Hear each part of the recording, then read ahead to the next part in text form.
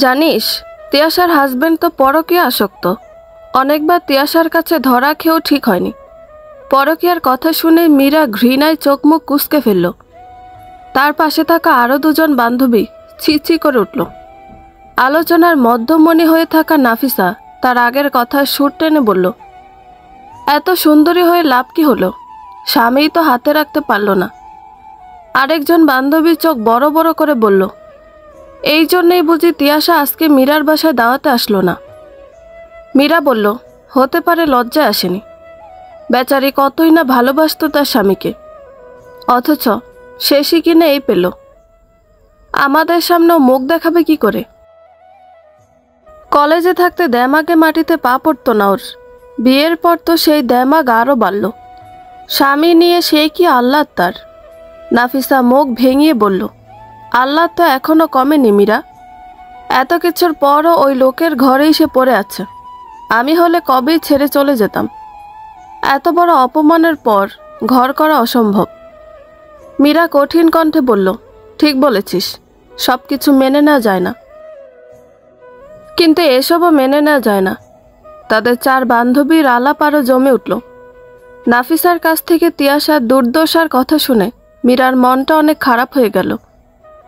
তিয়াশার স্বামী দিনের পর দিন তিয়াশার ওপর কী পরিমাণ মানসিক অত্যাচার করেছে, কিভাবে তার হৃদয়টা ক্ষতবিক্ষত করেছে, এসব গল্প শুনে মীরার মনেও যেন কালো মেঘ জমতে শুরু করলো। মনে পড়ল তার নিজের স্বামীর কথা, তাদের সুন্দর সংসারের কথা।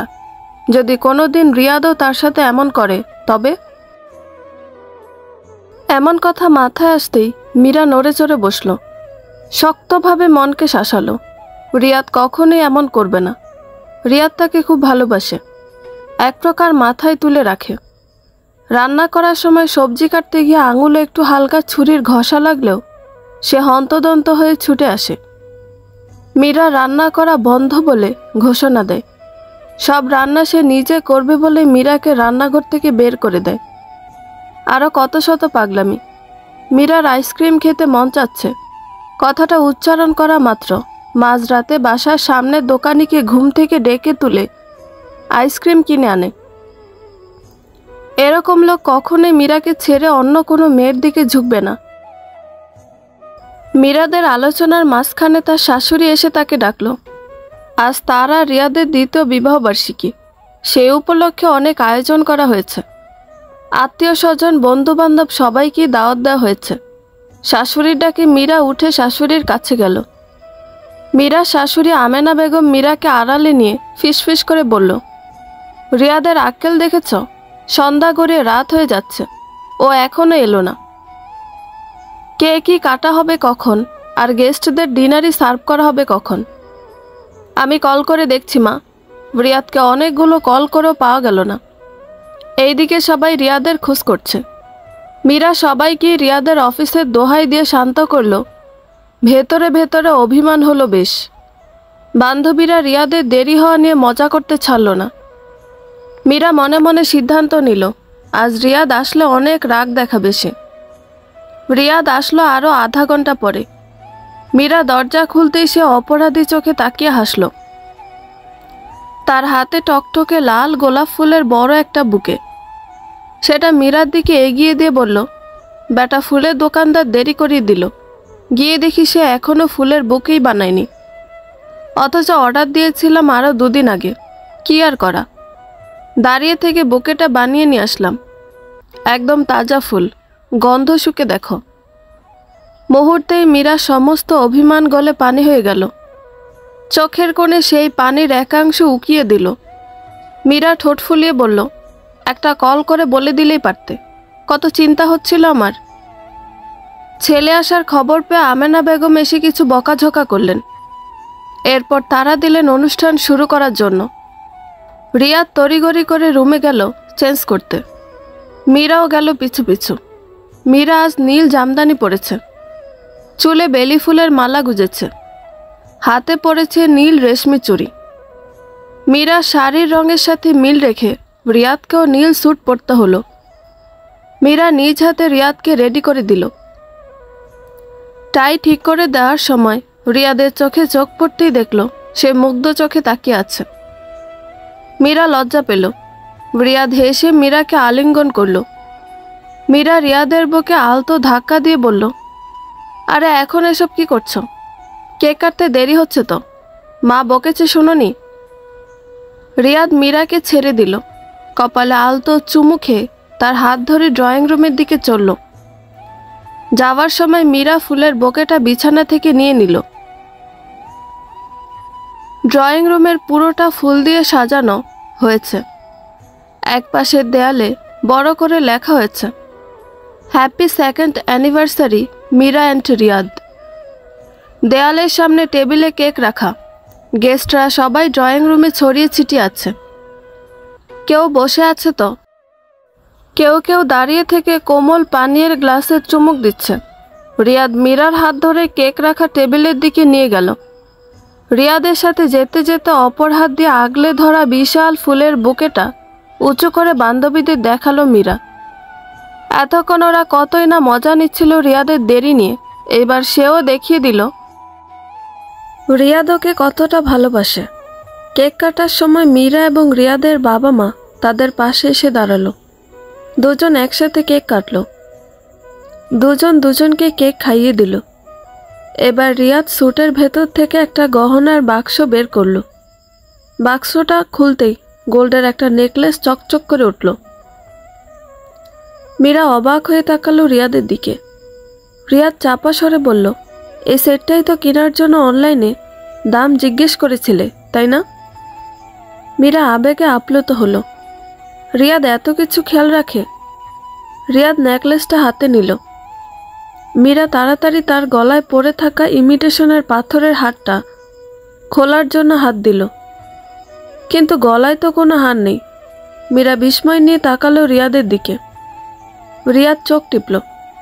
মীরা বুঝতে পারল, বেডরুমে জড়িয়ে ধরার সময় ইমিটেশনের হারটা রিয়াদ খুলে নিয়েছিল, কিন্তু মীরা সেটা টেরও পায়নি। এত নিখুঁত সারপ্রাইজ!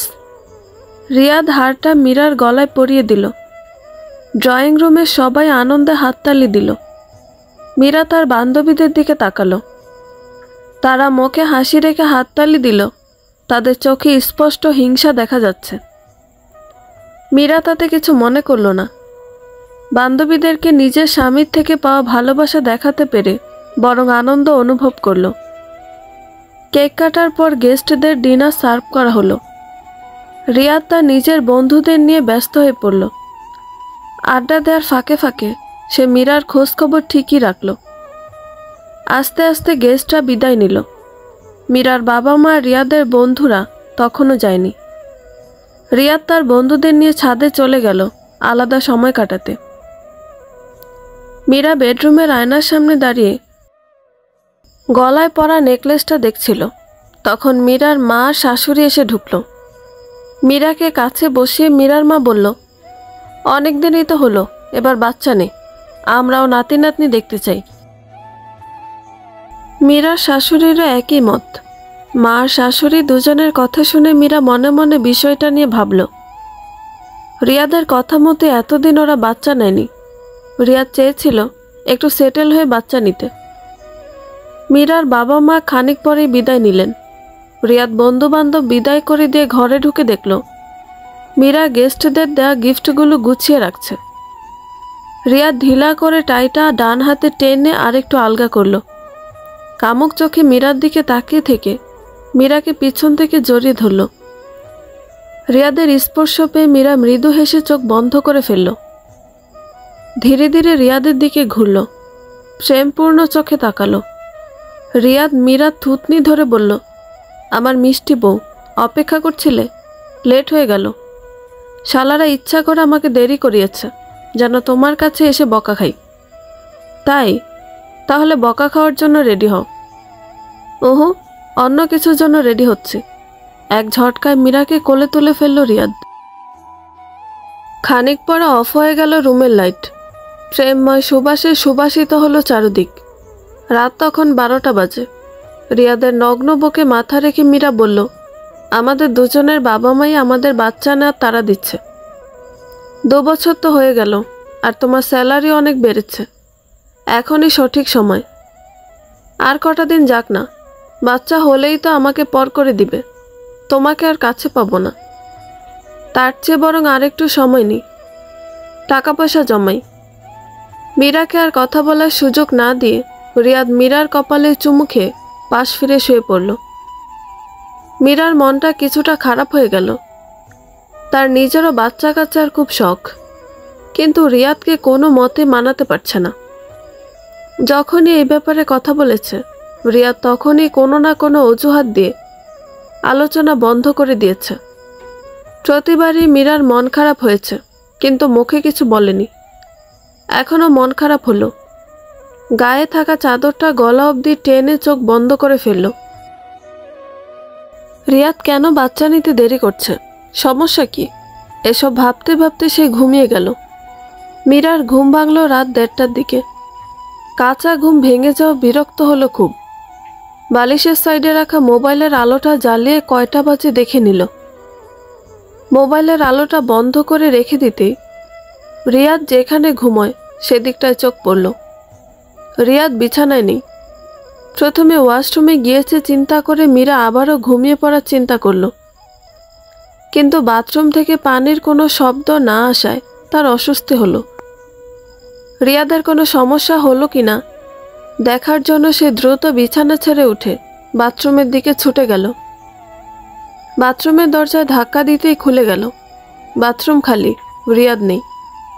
মীরার ব্রো কুঁচকে গেল, কিছুটা অস্থির লাগলো তার। রিয়াদ কি ডাইনিংয়ে গিয়েছে পানি খেতে? মীরা ডাইনিংয়ের দিকে পা বাড়ালো। ডাইনিং অন্ধকার, রিয়াদ নেই। তবে সে কি বেডরুমের বারান্দায় গিয়েছে সিগারেট ফুঁকতে? মীরা বেডরুমের দিকে যাওয়ার জন্য পা বাড়াতে গিয়েও থেমে গেল। ডাইনিংয়ের সাথে থাকা বড় বারান্দাটার গ্লাস ডোরটা অল্প খোলা। ওই বারান্দাটা একটা দোলনা আছে, মীরার খুব প্রিয় দোলনাটা। সে সুযোগ পেলে এখানে এসে বসে। রিয়াদ তার মানে এখানে এসে দোলনায় বসে আরাম করে সিগারেট টানছে। নিশ্চয়ই সিগারেটের ছাই ফেলে দোলনা আর ফ্লোর ময়লা করছে। রিয়াদকে একটা কড়া বকা দেওয়ার জন্য মুচকি এসে বারান্দার দিকে পা বাড়ালো মীরা। মনে মনে ভেবে নিল দুজনে একটু সময় কাটাবে দোলনায় বসে, একটু অল্প স্বল্প রোমান্সও না হয় হবে। লজ্জারাঙা গাল নিয়ে মীরা বারান্দার দিকে এগিয়ে গেল। গ্লাস ডোরের কাছে এসে রিয়াদকে ঝাড়ি দেওয়ার জন্য মুখ খুলতেই চমকে দাঁড়িয়ে গেল। রিয়াদ কার সাথে যেন কথা বলছে। পুরুষালী কণ্ঠে চাপা স্বর ভেসে আসছে। মীরা অবাক হলো, এত রাতে কার সাথে কথা? সে পা টিপে টিপে আস্তে করে বারান্দার মাঝখানে গিয়ে দাঁড়ালো। অল্প দূরে বারান্দার শেষ প্রান্তে রেলিং ঘেঁষে তার দিকে পিছন ফিরে দাঁড়িয়ে আছে রিয়াদ। আবছা অন্ধকারও মীরা তাকে স্পষ্ট দেখতে পাচ্ছে। একটু মনোযোগ দিতেই মীরার কানে ভেসে আসলো রিয়াদের বলা একটা লাইন। কি যে বলো, তোমার চেয়ে সুন্দরী এই জগতে কে আছে? মীরার কানে যেন কথাটা ঠিকমতো ঢুকলো না। সে অবিশ্বাসী চোখে তাকালো রিয়াদের দিকে। রিয়াদ এবার আরেকটা বাক্য বলল, ধুর, ঘরে বউ আছে তো কি হয়েছে? ও কি তোমার মতো সুন্দরী নাকি? আমার মন প্রাণে তো শুধু তুমি। মীরা বিস্ফোরিত চোখে তাকালো রিয়াদের দিকে। পা দুটোতে বল অনুভব করতে পারল না সে। তার মনে হচ্ছে এখনই সে ফ্লোরে পড়ে যাবে। তার চারপাশ কেমন জানি স্তব্ধ হয়ে গেল। নিজেকে আবিষ্কার করল মহাশূন্যে। তার চারপাশে ঘোর অন্ধকার ছাড়া কিছুই দেখতে পেল না। সে কিছুতেই নিজের কানকে বিশ্বাস করতে পারছে না। তার অবিশ্বাসী মন বারবার তার নিজেকে প্রশ্ন করছে, রিয়াদ অন্য একটা মেয়ের সাথে প্রেমালাপ করছে? রিয়াদ পরকীয়া করছে? মীরা নিঃশ্বাস আটকে দাঁড়িয়ে আছে। শ্বাস ফেলতেও তার কষ্ট হচ্ছে। নিজের শ্বাস ফেলার শব্দটাও যেন বিষাক্ত লাগছে তার কানে। সে ছলছল চোখে রিয়াদের দিকে তাকিয়ে অপেক্ষা করছে এরপর সে কি বলবে তা শোনার জন্য। রিয়াদ খুশি গলায় বলল, আজকে তোমার সাথে দেখা করে অনেক ভালো লেগেছে।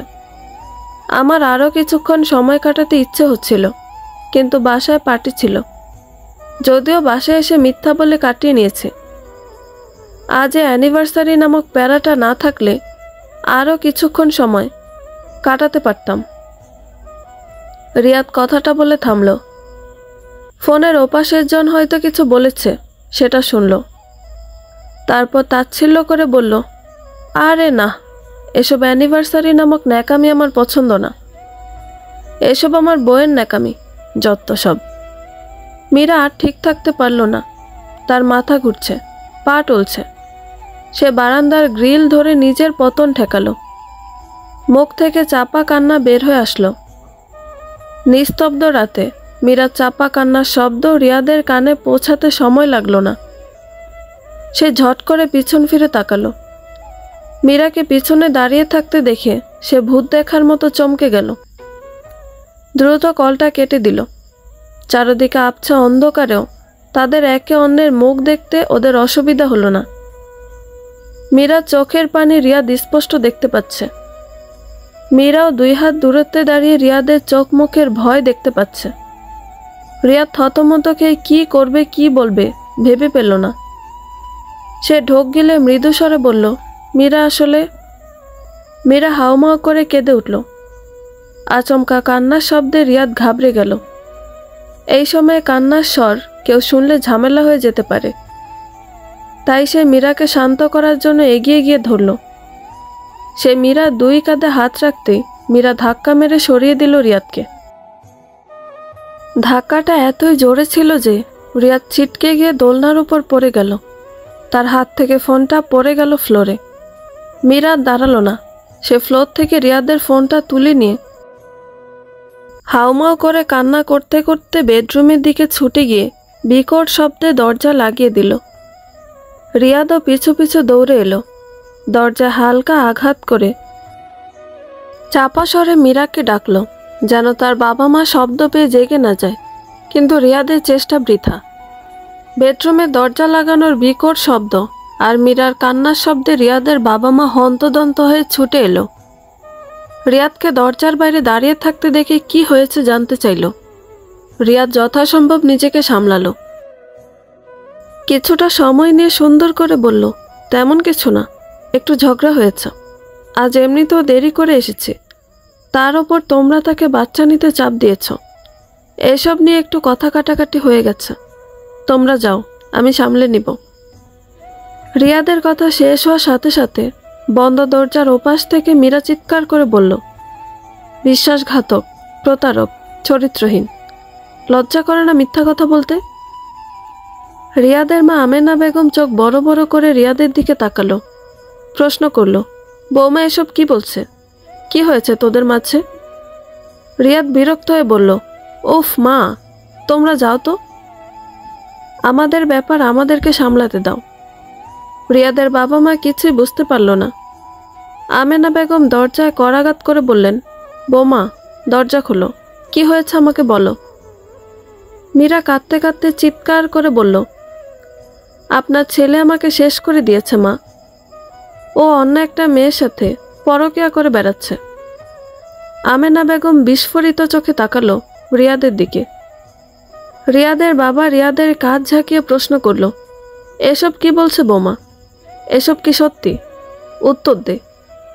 রিয়াদ চোখ বন্ধ করে ফেলল। এই পরিস্থিতি কিভাবে সামলাবে তার কিছুই সে বুঝতে পারছে না। এত সতর্কতা অবলম্বনের পরও যে মীরা বিষয়টা জেনে ফেলবে তা তার ধারণার বাইরে ছিল। সে এরকম কল্পনাতেও আনেনি। তাই এই অবস্থায় পড়লে সে কি করবে এরকমটা কখনো ভেবেও রাখেনি। এক বিভীষিকাময় রাত পার করল রিয়াদের পরিবারের সবাই। ফজরের আজান দিয়ে দিয়েছে। চারদিক ফর্সা হতে শুরু করেছে। কিন্তু মীরা এখনো দরজা খুলেনি। আমেনা বেগম দরজার সামনে দেয়ালে হেলান দিয়ে ফ্লোরে বসে আছে। একটু পর পর ক্লান্ত গলায় মীরাকে ডাকছে। রিয়াদ মায়ের সামনে মাথা নিচু করে গুটিসুটি মেরে ঠায় দাঁড়িয়ে আছে। রিয়াদের বাবা ড্রয়িং রুমের সোফায় চোখ বন্ধ করে বসে আছেন। আমেনা বেগম শাড়ির আঁচল দিয়ে চোখ মুছলেন। ভাঙা গলায় ডাকলেন, মীরা মা, দরজাটা খুলো, আমার কথা শোনো। আমরা সবাই মিলে একসাথে বসে এর একটা সমাধান নিশ্চয়ই বের করতে পারবো। দরজা বন্ধ করে থাকাটা কোনো সমাধান না মা। ভেতর থেকে কোনো উত্তর এলো না। আমেনা বেগম দরজায় কান পাতলেন। মীরা এতক্ষণ দরজা না খুললেও কিছুক্ষণ পর পর তার কান্নার আওয়াজ শোনা যাচ্ছিল। মাঝে মাঝে আমেনা বেগমের কথার উত্তরও দিচ্ছিল, এখান থেকে চলে যেতে বলছিল, কিন্তু অনেকক্ষণ যাবৎ কোনো সাড়া শব্দ নেই তার। আমেনা বেগমের বুকটা ধক করে উঠল। মেয়েটা কোনো অঘটন ঘটাচ্ছে না তো? আমেনা বেগম অস্থির হয়ে দরজায় আঘাত করলেন, বললেন, মীরা, দরজাটা খোলো। আগে প্রমাণ হোক রিয়াদ এমন কিছু করেছে কিনা। তুমি তো শুধু ওকে ফোনে কথা বলতে শুনেছ। আগে সব কিছু ভালোভাবে আমরা জানি, তারপর তুমি যা শাস্তি দিবে ও মেনে নিবে। ভেতর থেকে আবারও কোনো উত্তর এলো না। আমেনা বেগম চিৎকার করে স্বামীকে ডাকলেন। রিয়াদের বাবা উঠে এলেন।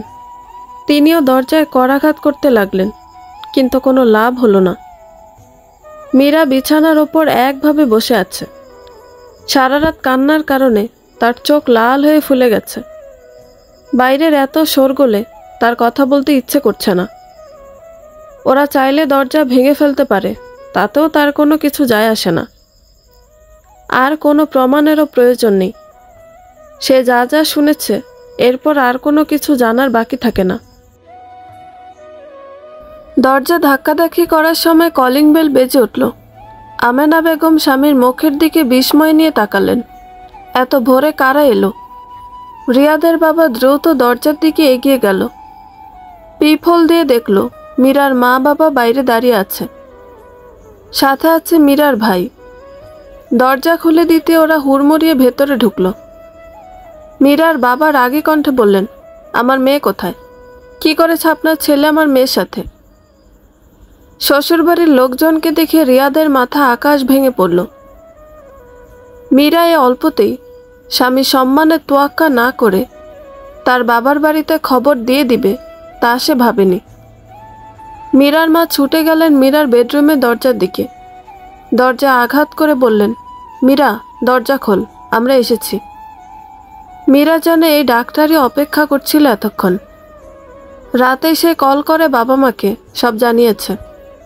সে বিছানা থেকে উঠে ছুটে গিয়ে দরজা খুলে দিল। মা বাবাকে দেখে সে হাউমাউ করে কান্না করে দিল। মাকে জড়িয়ে ধরে বিলাপ করে বলল, আমার সব শেষ হয়ে গেছে মা, আমার সংসার শেষ হয়ে গেছে। বিলাপ করতে করতে মীরা তার মাকে জড়িয়ে ধরেই ফ্লোরে বসে পড়ল। ড্রয়িং রুমে মিটিং বসেছে, সবার মুখ থমথমে। মীরা তার মায়ের কাছে বসে এখনো গুনগুন করে কাঁদছে। রিয়াদের বাবা গলা পরিষ্কার করে মীরার বাবাকে উদ্দেশ্য করে বলল, দেখুন বেঈ সাহেব, মীরা যা বলছে তার অর্থ হচ্ছে সে রিয়াদকে ফোনে কথা বলতে শুনেছে। কথা বলতে শোনাতে তো এটা প্রমাণ হয় না ও পরকীয়া করছে। আমরা কোনো সলিড প্রমাণও তো দেখিনি। হতে পারে কোনো বন্ধুর সাথে কথা বলছিল, ঘুমের ঘরে মীরা সেটা ভুল শুনেছে। মীরা তার মায়ের কাঁধ থেকে মাথা তুলে সোজা হয়ে বসল। চোখের পানি মুছে কঠিন স্বরে বলল, আপনারা প্রমাণ দেখতে চান? ঠিক আছে, আমি দেখাচ্ছি। বলেই মীরা তার শাড়ির ভাঁজে লুকিয়ে রাখা রিয়াদের ফোনটা বের করল। এক কোণায় দাঁড়িয়ে থাকা রিয়াদ মনে মনে শীত বলে চোখ বন্ধ করে ফেলল। মীরা যখন তার ফোনটা সহ দরজা লাগিয়ে দিয়েছিল তখনই সে বুঝে গিয়েছিল যে তার খেল খতম। তারপরও সে আশায় ছিল যে মীরা অন্তত ফোনটা বড়দের কাউকে দেখাবে না, সে নিজে শুধু দেখবে। রিয়াদ মনে মনে ভেবে রেখেছিল মীরা সব কিছু দেখে নিল, পরবর্তীতে মিষ্টি মিষ্টি কথা বলে হাত পা ধরে মাফ চেয়ে নিবে। কিন্তু এখন তো মীরা তার পুরো মান সম্মান ডুবিয়ে দিচ্ছে। এটা সে হতে দিতে পারে না। রিয়াদ এগিয়ে এসে বলল, মীরা প্লিজ ঘরে চলো, আমরা নিজেরা নিজেরা কথা বলি। বড়দের কেন টানছো এখানে? মীরা কঠিন দৃষ্টিতে তাকালো রিয়াদের দিকে।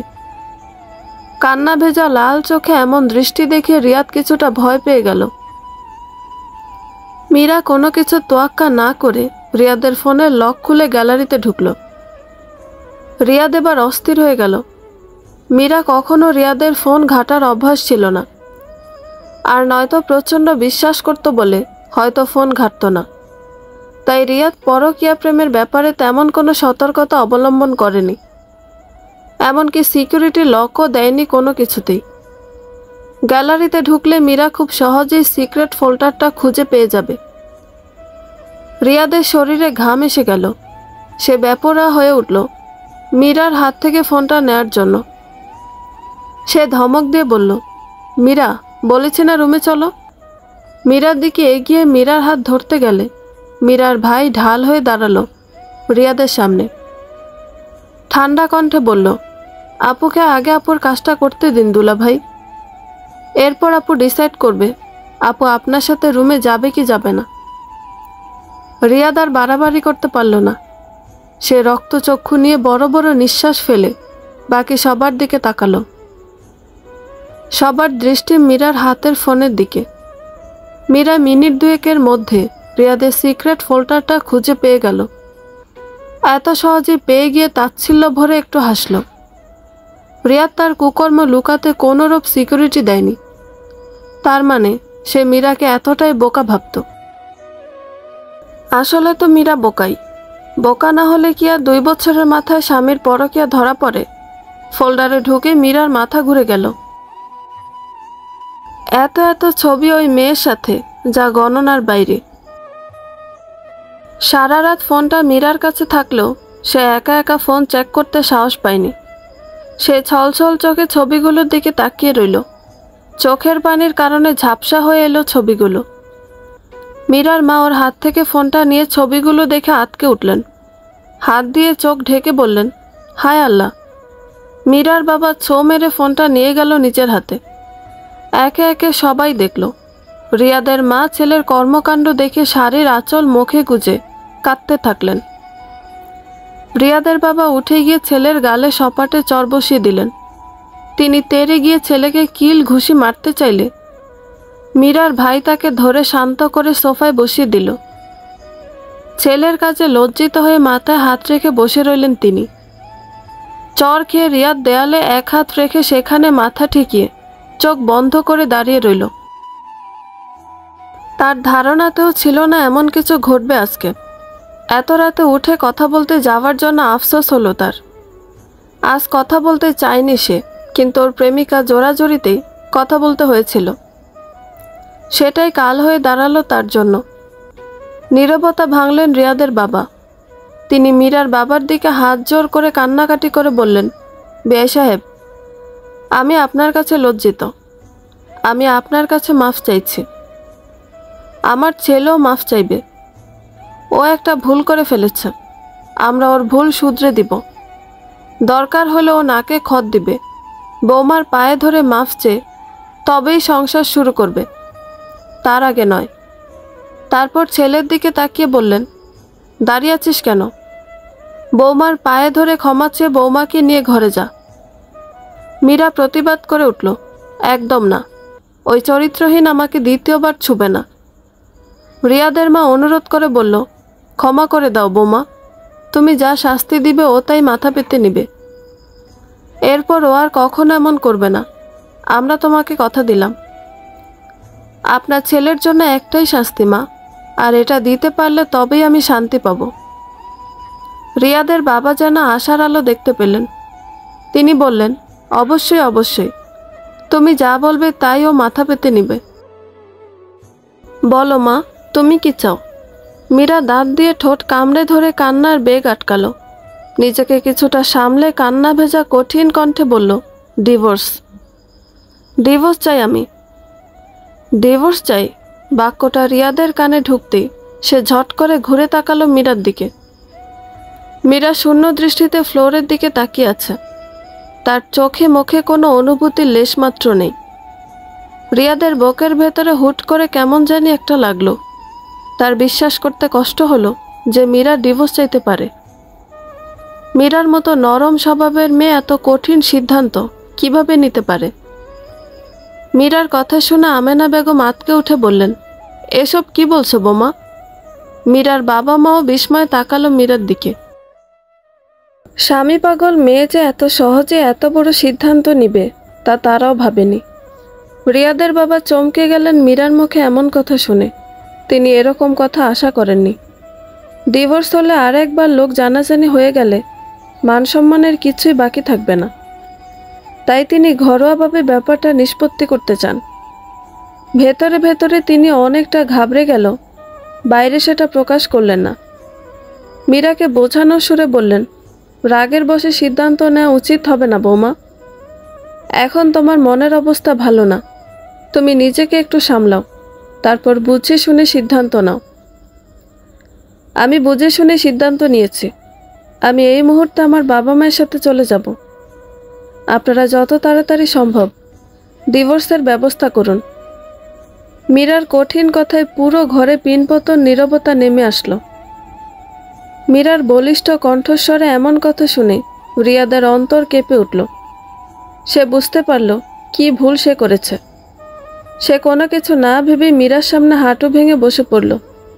হাত জোর করে মিনতি করে বলল, এত বড় সিদ্ধান্ত নিও না মীরা, আমার ভুল হয়ে গেছে, ক্ষমা করে দাও। আমি আর কোনো দিন তোমার মনে কোনো কষ্ট দিব না। একটাবার বিশ্বাস করে দেখো, এরপরও যদি বিশ্বাস ভাঙি তখন যা শাস্তি দিতে চাও দিও। বলো মীরা, ক্ষমা করেছ? মীরার মুখের ভাবভঙ্গির তেমন কোনো পরিবর্তন হলো না। রিয়াদের কথায় তার চোখের পাপড়ি পর্যন্ত নড়ল না। রিয়াদ কম্পমান চোখে উত্তরের অপেক্ষায় মীরার দিকে তাকিয়ে রইল। কিন্তু মীরার ইস্পাত কঠিন মুখভঙ্গি দেখে তার অন্তরের কাঁপুনি আরও বেড়ে গেল। শুকনো ঠোঁট দুটো জিভ দিয়ে ভিজিয়ে নিল রিয়াদ। তারপর দুহাত দিয়ে মীরার পা জড়িয়ে ধরল। কাঁদো কণ্ঠে বলল, তুমি এত কঠিন হতে পারো না মীরা। আমাকে না তুমি ভালোবাসো? ভালোবাসার দোহাই দিয়ে মাফ করে দাও। একবার মাফ করে দিয়ে দেখো, আমাদের সুন্দর একটা সংসার হবে, আমাদের বাচ্চা কাচ্চা হবে। কয়েক ঘন্টা আগেও না তুমি বাচ্চার কথা বলছিলে? রিয়াদের মুখে বাচ্চার কথা শোনা মাত্রই মীরার মাথা আগুন জ্বলে গেল। সে দুহাত দিয়ে সজোরে ধাক্কা দিয়ে রিয়াদকে সরিয়ে দিয়ে শটান দাঁড়িয়ে পড়ল। রিয়াদ এক হাত ফ্লোরে ভর দিয়ে কোনো মতে নিজেকে সামলালো। সে বিস্ময় নিয়ে তাকালো রাগে ফুঁসতে থাকা মীরার দিকে। মীরা রাগে ফেটে পড়ে চিৎকার করে বলল, কাপুরুষ, চরিত্রহীন! কি ভেবেছিস তোর মিষ্টি কথা আমি সব ভুলে যাব? কখনোই না। বাচ্চার দোহাই দিয়ে, ভালোবাসার দোহাই দিয়ে তুই আমাকে আটকাতে পারবি না। আমি এক্ষুনি এক কাপড়ে এই বাড়ি থেকে বেরিয়ে যাব। মীরা বড় বড় পা ফেলে দরজার দিকে এগিয়ে যেতে চাইলে রিয়াদ ফ্লোরে বসা অবস্থায় হামাগুড়ি দিয়ে মীরার পা ধরে ফেলল। মীরা থামল না। সে রিয়াদের হাতে লাথি মেরে পা ছাড়িয়ে নিয়ে দরজা খুলে দ্রুত পায়ে বেরিয়ে গেল। মীরার ভাইও ছুটে গেল বোনের পিছু পিছু। রিয়াদের বাবা মা এতক্ষণ হতবাক হয়ে সব দেখছিলেন। মীরা বের হয়ে যাওয়ার সাথে সাথে আমেনা বেগম হাহাকার করে উঠলেন। তিনি মীরাকে আটকানোর জন্য সোফা থেকে উঠে মীরার পিছু পিছু ছুটে যেতে চাইলেন, কিন্তু পারলেন না। দরজার কাছে যাওয়া মাত্রই তিনি জ্ঞান হারিয়ে মাটিতে লুটিয়ে পড়লেন। রিয়াদ স্থির হয়ে বসে রইল ফ্লোরে। প্রথমে মীরাকে বাড়ি থেকে চলে যেতে দেখল, আর এখন নিজের অসুস্থ মাকে জ্ঞান হারিয়ে পড়ে যেতে দেখল। সমস্ত ঘটনায় রিয়াদ পাথর হয়ে গেল। সব কিছু এত তাড়াতাড়ি এলোমেলো হয়ে যাবে সে ভাবেনি। মীরাকে আটকানো সম্ভব হয়নি। সে সব কিছু ছেড়ে ছুড়ে চলে গেছে। রিয়াদ একা ঘরে স্থির হয়ে বসে আছে। আমেনা বেগমকে হাসপাতালে নিয়ে যাওয়া হয়েছে। যদিও চোখে মুখে পানি দেওয়ার পরপরই ওনার জ্ঞান ফিরে এসেছিল, কিন্তু রিয়াদের বাবা কোনো রিস্ক নিতে চাননি। তাই তিনি হাসপাতালে নিয়ে গেছেন আমেনা বেগমকে। পুরো বাসায় রিয়াদ এখন একা। তার এখনও বিশ্বাস হচ্ছে না যে মীরা তাকে একা ফেলে চলে গেছে। রাত থেকে সকাল পর্যন্ত পুরোটা সময় তার বিশ্বাস ছিল মীরাকে বুঝিয়ে শুনিয়ে মাফ চেয়ে নেওয়া যাবে, কিন্তু মীরা যে এতটা কঠিন হতে পারে তা তার ধারণাতেও ছিল না। রিয়াদের বাবা আমেনা বেগমকে নিয়ে হাসপাতাল থেকে ফিরে এলেন।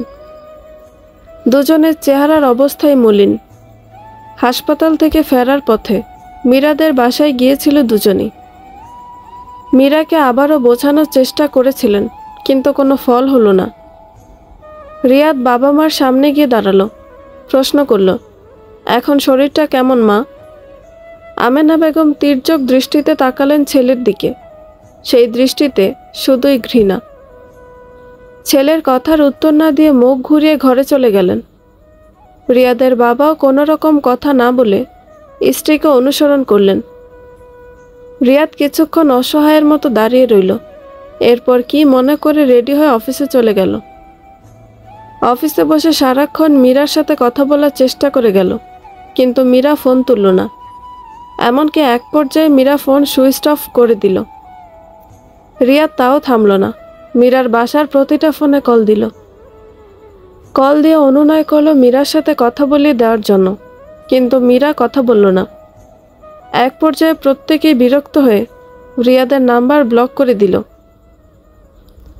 অফিস শেষ হতে রিয়াদ ছুটে গেল মীরাদের বাড়িতে, কিন্তু বাড়ির দরজায় বড় একটা তালা ঝুলানো।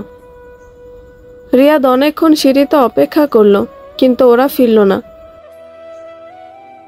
ফোনে কল করেও লাভ হলো না, কারো ফোনেই কল ঢুকলো না। প্রতিবেশীদেরকে জিজ্ঞেস করেও তেমন কিছু জানা গেল না। রিয়াদ বাড়ি ফিরল রাত 10টায়। দরজা খুলে বিধ্বস্ত রিয়াদকে দেখে আমেনা বেগম আঁতকে উঠলেন। রিয়াদ রোবটের মতো আমেনা বেগমকে পাশ কাটিয়ে ঘরে ঢুকে দরজা লাগিয়ে দিল। আমেনা বেগম কয়েকবার দরজায় নক করলেও দরজা খুলল না। ঘরে ঢুকে ওই অবস্থাতেই সে বিছানায় শুয়ে পড়ল। আগের মতো সব ঠিক থাকলে এতক্ষণে মীরার কাছে কয়েক দফা বকা খেতে হতো দেরি করার জন্য। মীরা ওকে ঠেলে ঠুলে পাঠাতো ফ্রেশ হতে, কিন্তু এখন মীরা নেই। বাইরে সামান্য সুখের জন্য সে তার ঘরের অফুরন্ত সুখ হারিয়েছে। এই কথা মনে আসতেই রিয়াদের মাথায় আসলো তার প্রেমিকা আজ সারাদিন একবারের জন্য কল করেনি। গত রাতে কল কাটার পর তার আর কোনো খবর নেই। মেয়েটি কি রিয়াদের অবস্থা বুঝতে পেরেছে? না, ওর তো বোঝার কথা না। রিয়াদ বিছানায় উঠে বসল। ফোন বের করে কল করলো তার প্রেমিকাকে। ঘরের সুখ যেহেতু চলে গেছে, তাই বাইরের সুখ দিয়ে মনটাকে ভুলানো যাক। কিন্তু কল করে সে আশাহত হলো তার প্রেমিকার নাম্বার বন্ধ। রাগে দুঃখে ফোনটা বিছানায় ছুঁড়ে ফেলল। টানা 3-4 দিন মীরার বাসায় গিয়েও তাদের কাউকেই পেল না রিয়াদ। এমনকি ফোনেও কল করে কোনো লাভ হলো না। সবাই তার নাম্বার ব্লক করে রেখেছে।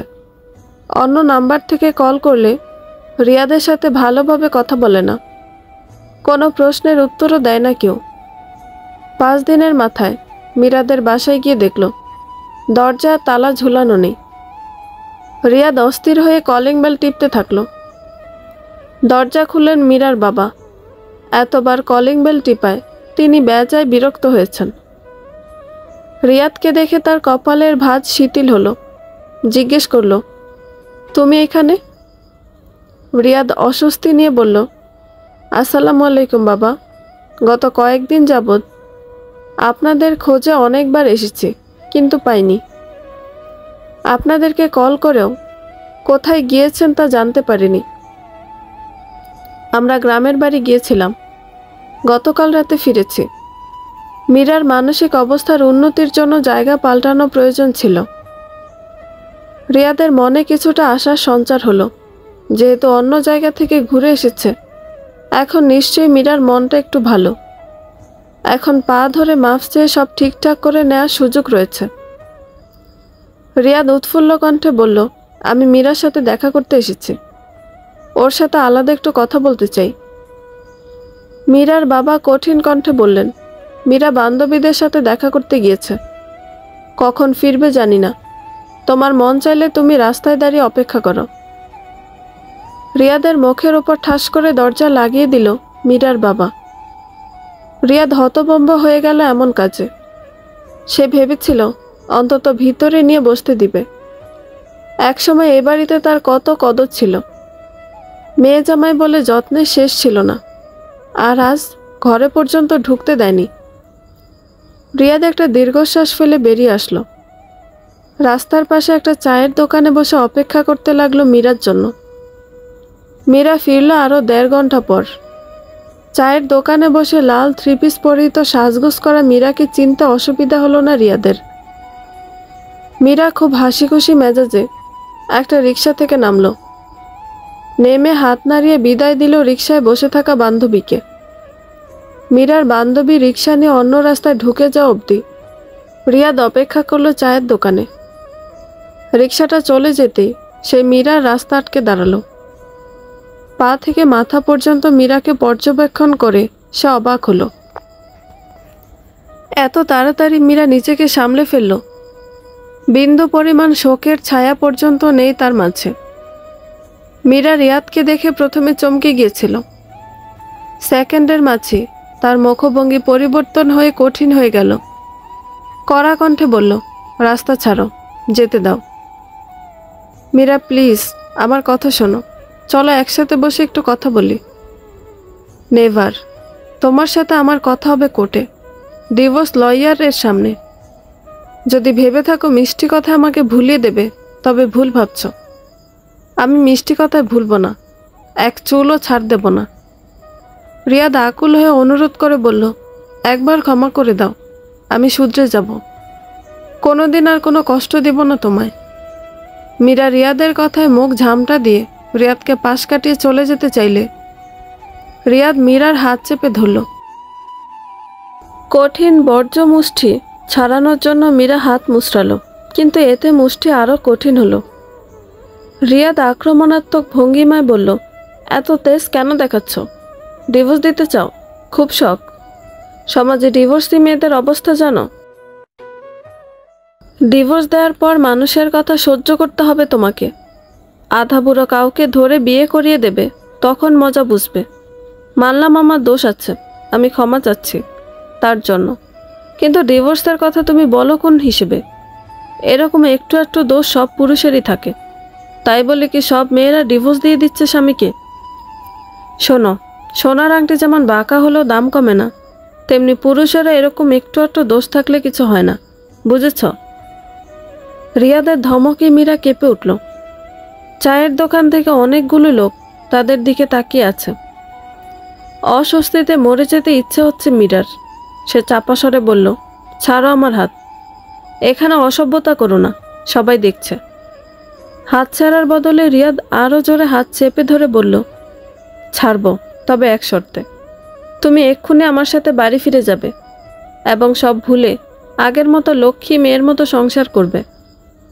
আর আশেপাশের কাউকে এই ব্যাপারে কিছু বলবে না।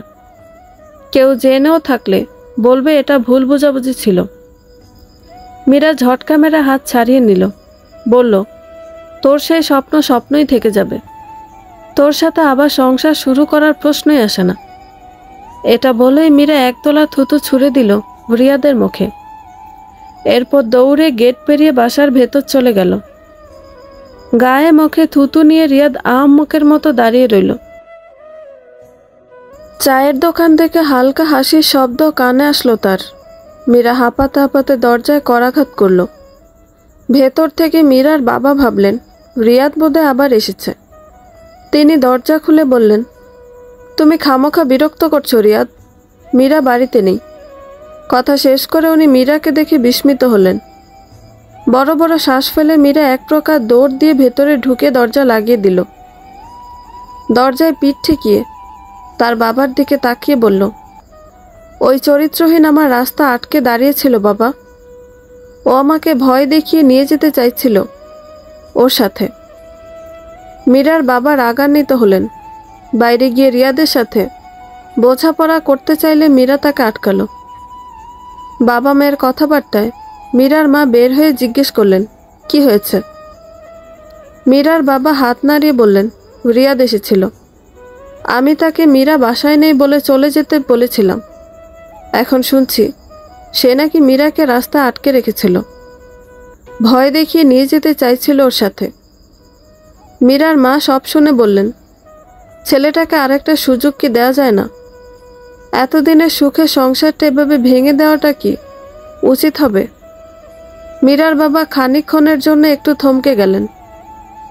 মীরার দিকে তাকিয়ে দেখলেন মেয়েটা কাঁদছে। ফোঁটায় ফোঁটায় পানি গাল বেয়ে গড়িয়ে পড়ছে। হয়তো সাজানো সংসারটার মায়া এখনো ত্যাগ করতে পারেনি। মীরার বাবা শক্ত কণ্ঠে বললেন, আমার মেয়েটা সবে একটু নিজেকে গুছিয়ে নিয়েছিল, এর মধ্যে আবারও এই ছেলে এসে কাঁদিয়ে দিয়ে গেছে। শোনো মীরার মা, যার জন্য আমার মেয়ে গত কয়েকদিন যাবৎ লাগাতার চোখের পানি ফেলেছে, তাকে আমি ক্ষমা করব না। মীরার বাবা জোরে জোরে পা ফেলে ভেতরে চলে গেলেন। মীরা নিজেকে আর ধরে রাখতে পারল না। হাতে থাকা শপিংয়ের ব্যাগগুলো ফেলে দিয়ে দৌড়ে নিজের ঘরে গিয়ে দরজা লাগিয়ে দিল। মীরার মা দরজার সামনে অনেকক্ষণ দাঁড়িয়ে থেকে ডেকেও মেয়েকে দিয়ে দরজা খোলাতে পারলেন না। মীরা কোনো কথাতেই কোনো উত্তর দিল না। কেবল ভেতর থেকে ফুঁফিয়ে কান্নার আওয়াজ ভেসে আসলো। রিয়াদ বাসায় ফিরল সন্ধ্যার পর। বাসায় না ঢুকে সে সোজা ছাদে চলে গেল। সেখানে পায়চারি করতে করতে একটার পর একটা সিগারেট টানতে লাগলো। তার মাথায় আগুন জ্বলছে। মীরার এত সাহস কিভাবে হলো? বিয়ের পর থেকে কোনোদিন সে তার মুখের ওপর কথা বলেনি, কোনো কথার অবাধ্য হয়নি। সেই নরম স্বভাবের মেয়ে আজ কিনা তাকে তুই তুকারি করলো, গায়ে থুতু ছুঁড়ে মারল। এত বড় স্পর্ধা ওর! রিয়ার ঠোঁট থেকে জ্বলন্ত সিগারেট ফেলে দিয়ে পা দিয়ে পিষে ফেলল। তার রাগান্বিত মুখ দেখে মনে হচ্ছে যেন সে মীরাকেই পিষে ফেলতে চাচ্ছে। সে ছাদের এক কোণায় বসে ভাবতে লাগলো কি করা যায়। এমন সময় মনে পড়ল তার প্রেমিকার কথা। এই মুহূর্তে মাথা ঠান্ডা করতে হলে তার প্রেমিকের সাথে সময় কাটানো প্রয়োজন। পকেট থেকে ফোনটা বের করে ফোনের দ্বিতীয় সিমটা চালু করলো। সিমটা এতদিন অফ করে রেখেছিল। এইটা দিয়েই সে তার প্রেমিকার সাথে যোগাযোগ করত। কন্ট্যাক্ট লিস্ট থেকে তার প্রেমিকার নাম্বারটা বের করলো। নাম্বারটা সে সেভ করেছিল তার অফিসের ম্যানেজারের নাম দিয়ে। তাই এই নাম্বার থেকে কল আসলে মীরা তড়িঘড়ি করে ফোনটা নিয়ে আসতো রিয়াদের কাছে। কত সুন্দর সব চলছিল, বিন্দুমাত্র সন্দেহ মীরা করতে পারেনি। অথচ এক রাতের একটা ভুল সব কিছু তছনছ করে দিল। রিয়াদের নিজের উপর প্রচণ্ড রাগ পেল। সেদিন যদি ছাদে এসে কথা বলতো তাহলে এই দিন আসতো না। এত সব ভাবাভাবি বাদ দিয়ে রিয়াদ কল দিল তার প্রেমিকার নাম্বারে। দুবার রিং হতে রিসিভ করলো। কয়েক সেকেন্ড চুপ করে থেকে ওপাশ থেকে দ্বিধা নিয়ে তার প্রেমিকা বলল, হ্যালো, কেমন আছে না?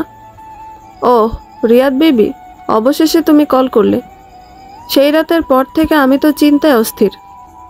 ওই দিন ফোনে আমি সমস্ত কিছু শুনতে পেয়েছিলাম।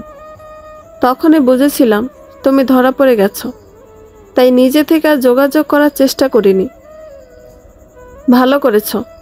তুমি ফ্রি থাকলে চলো কাল দেখা করি। রিয়াদের কথা শুনে অ্যানা নিশ্চুপ হয়ে গেল।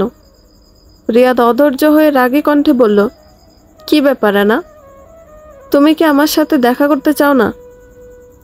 অ্যানা সাথে সাথে উত্তর দিল। এবার সে কামক কণ্ঠে বলল, অবশ্যই চাই বেবি। তোমাকে কাছে পেতে আমি মরিয়া হয়ে আছি। কাল সময় বের করা যাবে কিনা তাই ভাবছিলাম, কারণ ভার্সিটিতে কাল ক্লাস আছে। রিয়াদ লম্বা করে শ্বাস টানল। সব কিছুতেই শুধু ঝামেলা ঝামেলা। অ্যানা একটু চিন্তা করে বলল, কাল না পারলে পরশু অবশ্যই দেখা হবে, কেমন? রিয়াদ কোনো উত্তর না দিয়ে ঠাস করে ফোন কেটে দিল। শেষবারের মতো আরেকটা সিগারেট খেয়ে তারপর বাসায় আসলো। কলিং বেল চাপতে আমেনা বেগম দরজা খুলে দিলেন। রিয়াদ কোনো দিকে না তাকিয়ে মাথা নিচু করে দ্রুত তার ঘরে চলে যাওয়ার জন্য পা বাড়ালো। ঘরের দরজার সামনে যাওয়ার আগে রিয়াদের বাবা তাকে থামিয়ে দিলেন। রাশভারী কণ্ঠে বললেন, দাঁড়াও। রিয়াদ দাঁড়িয়ে পড়ল সামনের দিকে মুখ করে। রিয়াদের বাবা সোফায় বসে কঠিন স্বরে বললেন, অফিস শেষ হয়েছে তো অনেক আগেই, এতক্ষণ কোথায় ছিলে? রিয়াদের সহজ উত্তর, বন্ধুদের সাথে। আর কত মিথ্যা বলবে? তুমি মীরাদের বাড়িতে গিয়েছিলে এবং মীরাকে রাস্তায় আটকে রেখে হুমকি ধামকি দিয়েছ। মীরার বাবা আমাকে কল করে সব বলেছেন। রিয়াদ চোখ বন্ধ করে শ্বাস টানল। তারপর তার বাবার দিকে ফিরে বলল, আমি ওকে বুঝিয়ে শুনিয়ে আনতে গিয়েছিলাম, কিন্তু ও আমার কথা শুনছিল না। তাই একটু রাগারাগি হয়েছে, এর বেশি কিছু না। স্বামী স্ত্রীর মাঝে এমন হয়। আমেনা বেগম আক্ষেপ করে বললেন, স্বামী স্ত্রীর সম্পর্ক কি আর আছে? তুই তো সব শেষ করে দিয়েছিস। রিয়াদ মাথা নিচু করে দাঁড়িয়ে রইল। রিয়াদের মা আবার বললেন, এলাকায় কানাঘুষা শুরু হয়ে গেছে। সবাই আমাকে জিজ্ঞেস করছে বৌমার ব্যাপারে। বলেছি ছেলের সাথে ঝগড়া করে রাগ করে বাপের বাড়ি গেছে, কয়েকদিনের মাঝেই চলে আসবে। এরপরও মানুষের কথা থামছে না। রিয়াদের বাবা গম্ভীর কণ্ঠে বললেন, কাল তুমি আমাদের সাথে মীরার বাড়িতে যাবে। যেভাবেই হোক মীরার রাগ ভাঙাবে। দরকার পড়লে পায়ে ধরে ওকে ফিরিয়ে আনবে, বুঝেছ? রিয়াদ অনেক অপমানিত অনুভব করল। কয়েক ঘন্টা আগে মীরা ওর দিকে থুতু ছুঁড়ে দিয়েছে, এলাকার মানুষ হাসাহাসি করেছে, আর এখন জন্মদাতা বাবা বউয়ের পা ধরতে বলছে। পুরুষ হিসেবে আর কোনো মান সম্মান রইল না। রিয়াদের বাবা ধমক দিয়ে বললেন, বুঝেছ কি বলেছি? যেভাবেই হোক তুমি বৌমাকে ফিরিয়ে আনবে, সংসার করবে এবং এলাকা সবার মুখ বন্ধ করবে। এইভাবে মান সম্মান গেলে এ এলাকায় মুখ দেখাতে পারবো না। বাবার কথা শেষ হতেই রিয়াদ ঘরে এসে ধপ করে বিছানায় বসে পড়ল। গলায় ঝুলে থাকা টাইটা এক টানে খুলে ছুঁড়ে ফেলল ফ্লোরে। প্রচণ্ড হতাশায় মাথায় দুহাত চেপে বসে রইল। মীরাকে এত অনুরোধ করেও কাজ হয়নি, এমনকি তাকে হুমকি দিয়েও মন গলানো সম্ভব হয়নি। কালকে মীরা আর তার পরিবারকে মানানো সম্ভব। আবার যদি অপমানিত হতে হয়। রিয়াদের হুট করে মেজাজ খারাপ হয়ে গেল। বিছানা থেকে উঠে কোমরে 2 হাত রেখে ঘরের ভেতর পায়চারি করতে করতে বলল, কি এমন করেছে আমি? হ্যাঁ, এরকম একটু একটু সবাই করে। আমি তো বলেছি আর হবে না, তারপরে এত গোমর কিসের? এমন নয় যে আরেকটা বউ বিয়ে করে এনেছি। রিয়াদ কিছুক্ষণ ভাবল, তারপর আবার বিছানায় বসে ফোন বের করে কল করল। ফোন কানে চেপে ধরে বলল, হ্যালো অ্যানা, কাল দেখা করতে হবে না, পরে সময় বের করে দেখা করব বলেই কল কেটে দিল। কল কেটে দিয়ে সে মনে মনে সিদ্ধান্ত নিল, যেভাবেই হোক মীরাকে ফিরিয়ে আনবে সে। নিজের মান সম্মানের প্রশ্ন এখানে। মীরাকে ফিরিয়ে আনতে না পারলে সবার কাছে সে চরিত্রহীন হবে। তাই অভিনয় করে হলেও মীরাকে সে ফিরিয়ে আনবে। মীরার বাসায় রিয়াদ আর তার বাবা মা বসে আছে। তাদের সামনে মীরার বাবা মা আর ভাই। মীরাকে তাদের আসার কথা জানানো হলেও সে সামনে আসেনি। দরজা আটকে বসে আছে। রিয়াদের বাবা মা দুজনেই মীরার বাবা মাকে অনেক অনুরোধ করে বোঝানোর চেষ্টা করল। মীরার বাবা মা প্রথমে শক্ত থাকলেও আস্তে আস্তে কিছুটা নরম হলেন। রিয়াদ অত্যন্ত বিনয়ের পরিচয় দিতে গিয়ে শ্বশুরের হাত পায়ে ধরল। মীরার বাবা কঠিন কণ্ঠে বললেন, মীরা না চাইলে এখানে আমার কিছুই করার নেই। ও যদি রাজি হয় তোমার সাথে যেতে, তাহলে মেয়ের ভালোর জন্য সেটা আমি বিবেচনা করে দেখতে পারি। রিয়াদ বিনীত কণ্ঠে বলল, আমি মীরাকে রাজি করাবো। প্রয়োজন পড়লে ওর দেয়া সমস্ত শাস্তি আমি মাথা পেতে নিব। রিয়াদ উঠে গিয়ে মীরার ঘরের দরজার সামনে দাঁড়িয়ে মীরাকে ডাকল, কিন্তু ভেতর থেকে কোনো সাড়া শব্দ এলো না। মিনিট 5 যাবৎ দরজায় কড়া নেড়েও যখন কাজ হচ্ছিল না, তখন রিয়াদের আর ধৈর্য কুলালো না। সে এমনভাবে দরজা আঘাত করতে লাগলো যেন সে দরজা ভেঙে ফেলবে। আমেনা বেগম ছেলের উত্তেজনা দেখে পরিস্থিতি সামাল দিতে দ্রুত ছেলের কাছে এসে ছেলেকে থামালেন। মীরার বাবা মার দিকে তাকিয়ে হেসে বললেন, মীরা হয়তো রিয়াদের ওপর অভিমান করে দরজা খুলছে না, আমি একটু চেষ্টা করে দেখি। রিয়াদ বিক্ষিপ্ত মেজাজে সোফায় এসে বসে পড়ল। তার নিজেকে খুব ছোট লাগছে। এতবার ডাকার পরেও মীরা দরজা খুলল না। সে তো ক্ষমা চাইতে এসেছে, একটু ভদ্রতা কি দেখানো যেত না? আমেনা বেগম বেশ কয়েকবার দরজায় কড়া নেড়ে ডাকলেন। অনেক ইমোশনাল কথাবার্তা বললেন। এক পর্যায়ে আস্তে করে মীরা দরজা খুলল। আমেনা বেগমের সাথে মীরার মাও ঘরে ঢুকলেন। রিয়াদ একবার চোখ তুলে মীরার ঘরের দরজার দিকে তাকালো। দরজার ফাঁক দিয়ে দেখল আমেনা বেগম আর মীরার মায়ের মাঝখানে বসে মীরা ফুঁফিয়ে কান্না করছে। আমেনা বেগম তার মাথায় হাত বুলিয়ে দিচ্ছে। রিয়াদ কিছুটা স্বস্তি পেল, কিছুটা হলেও পজিটিভ সাইন দেখতে পাচ্ছে সে।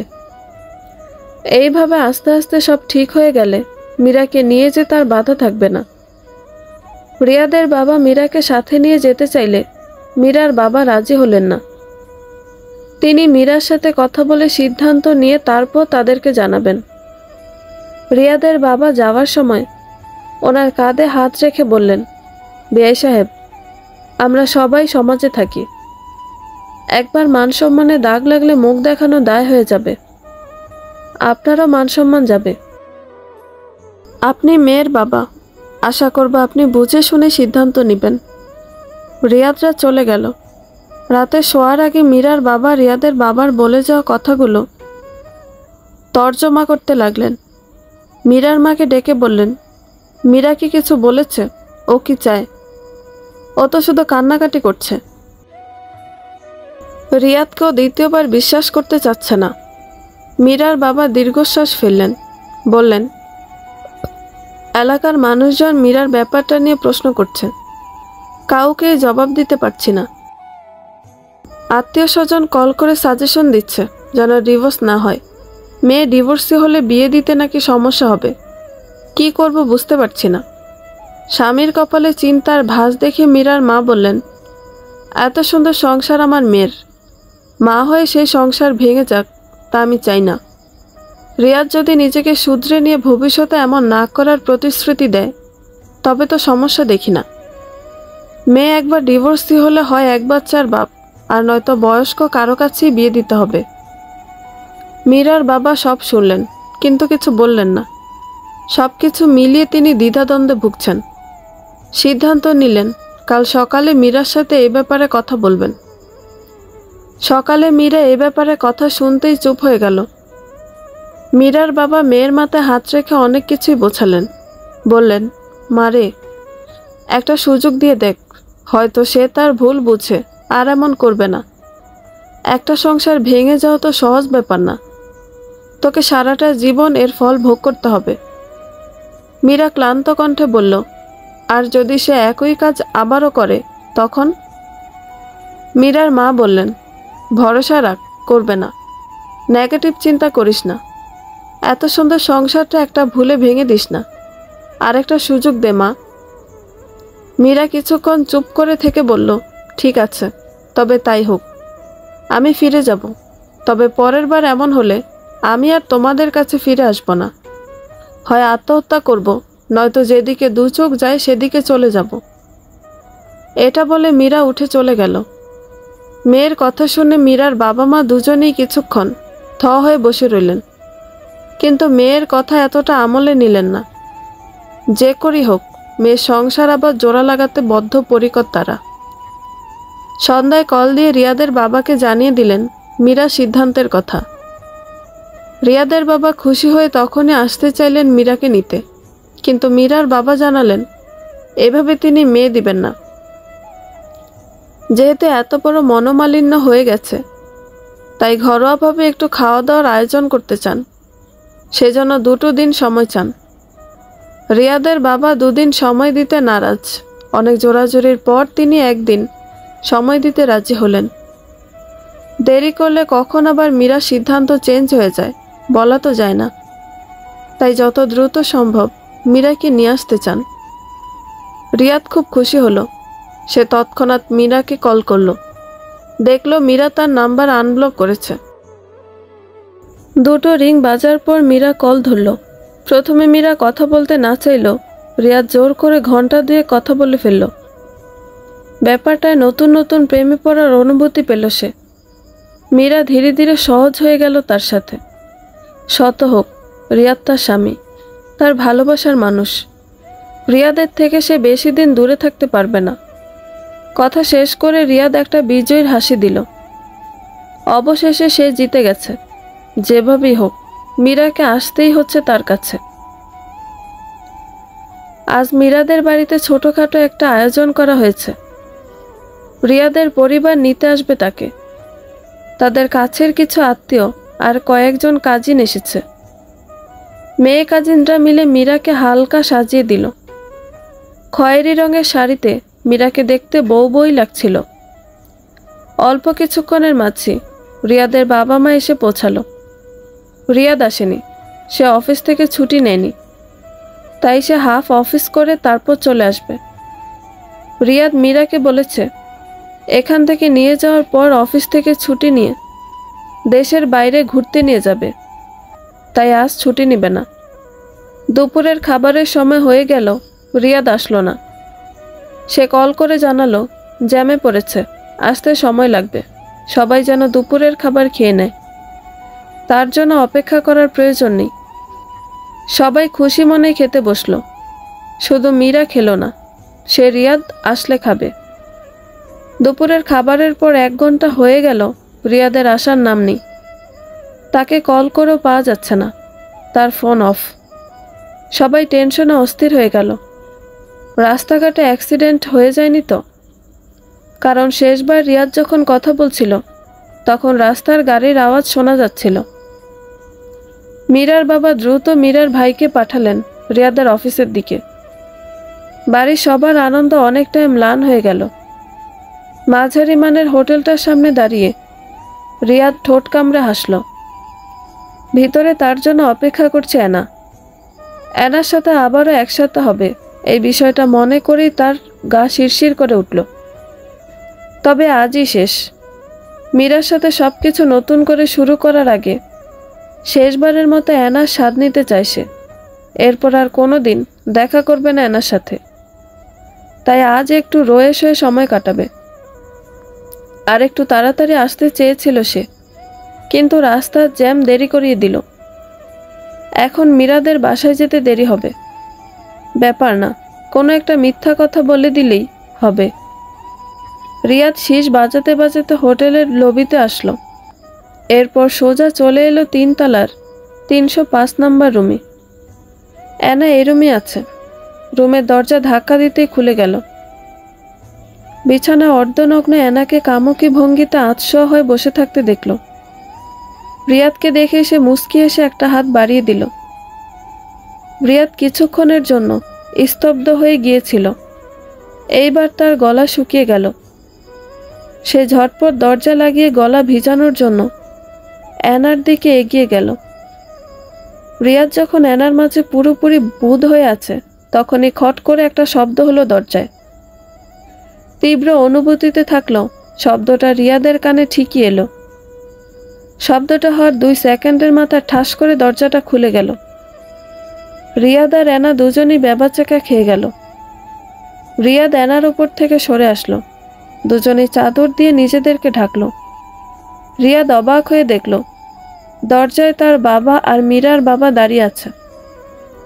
তাদের পাশে মীরা, পিছনে আমেনা বেগম আর মীরার মাও দাঁড়িয়ে আছে।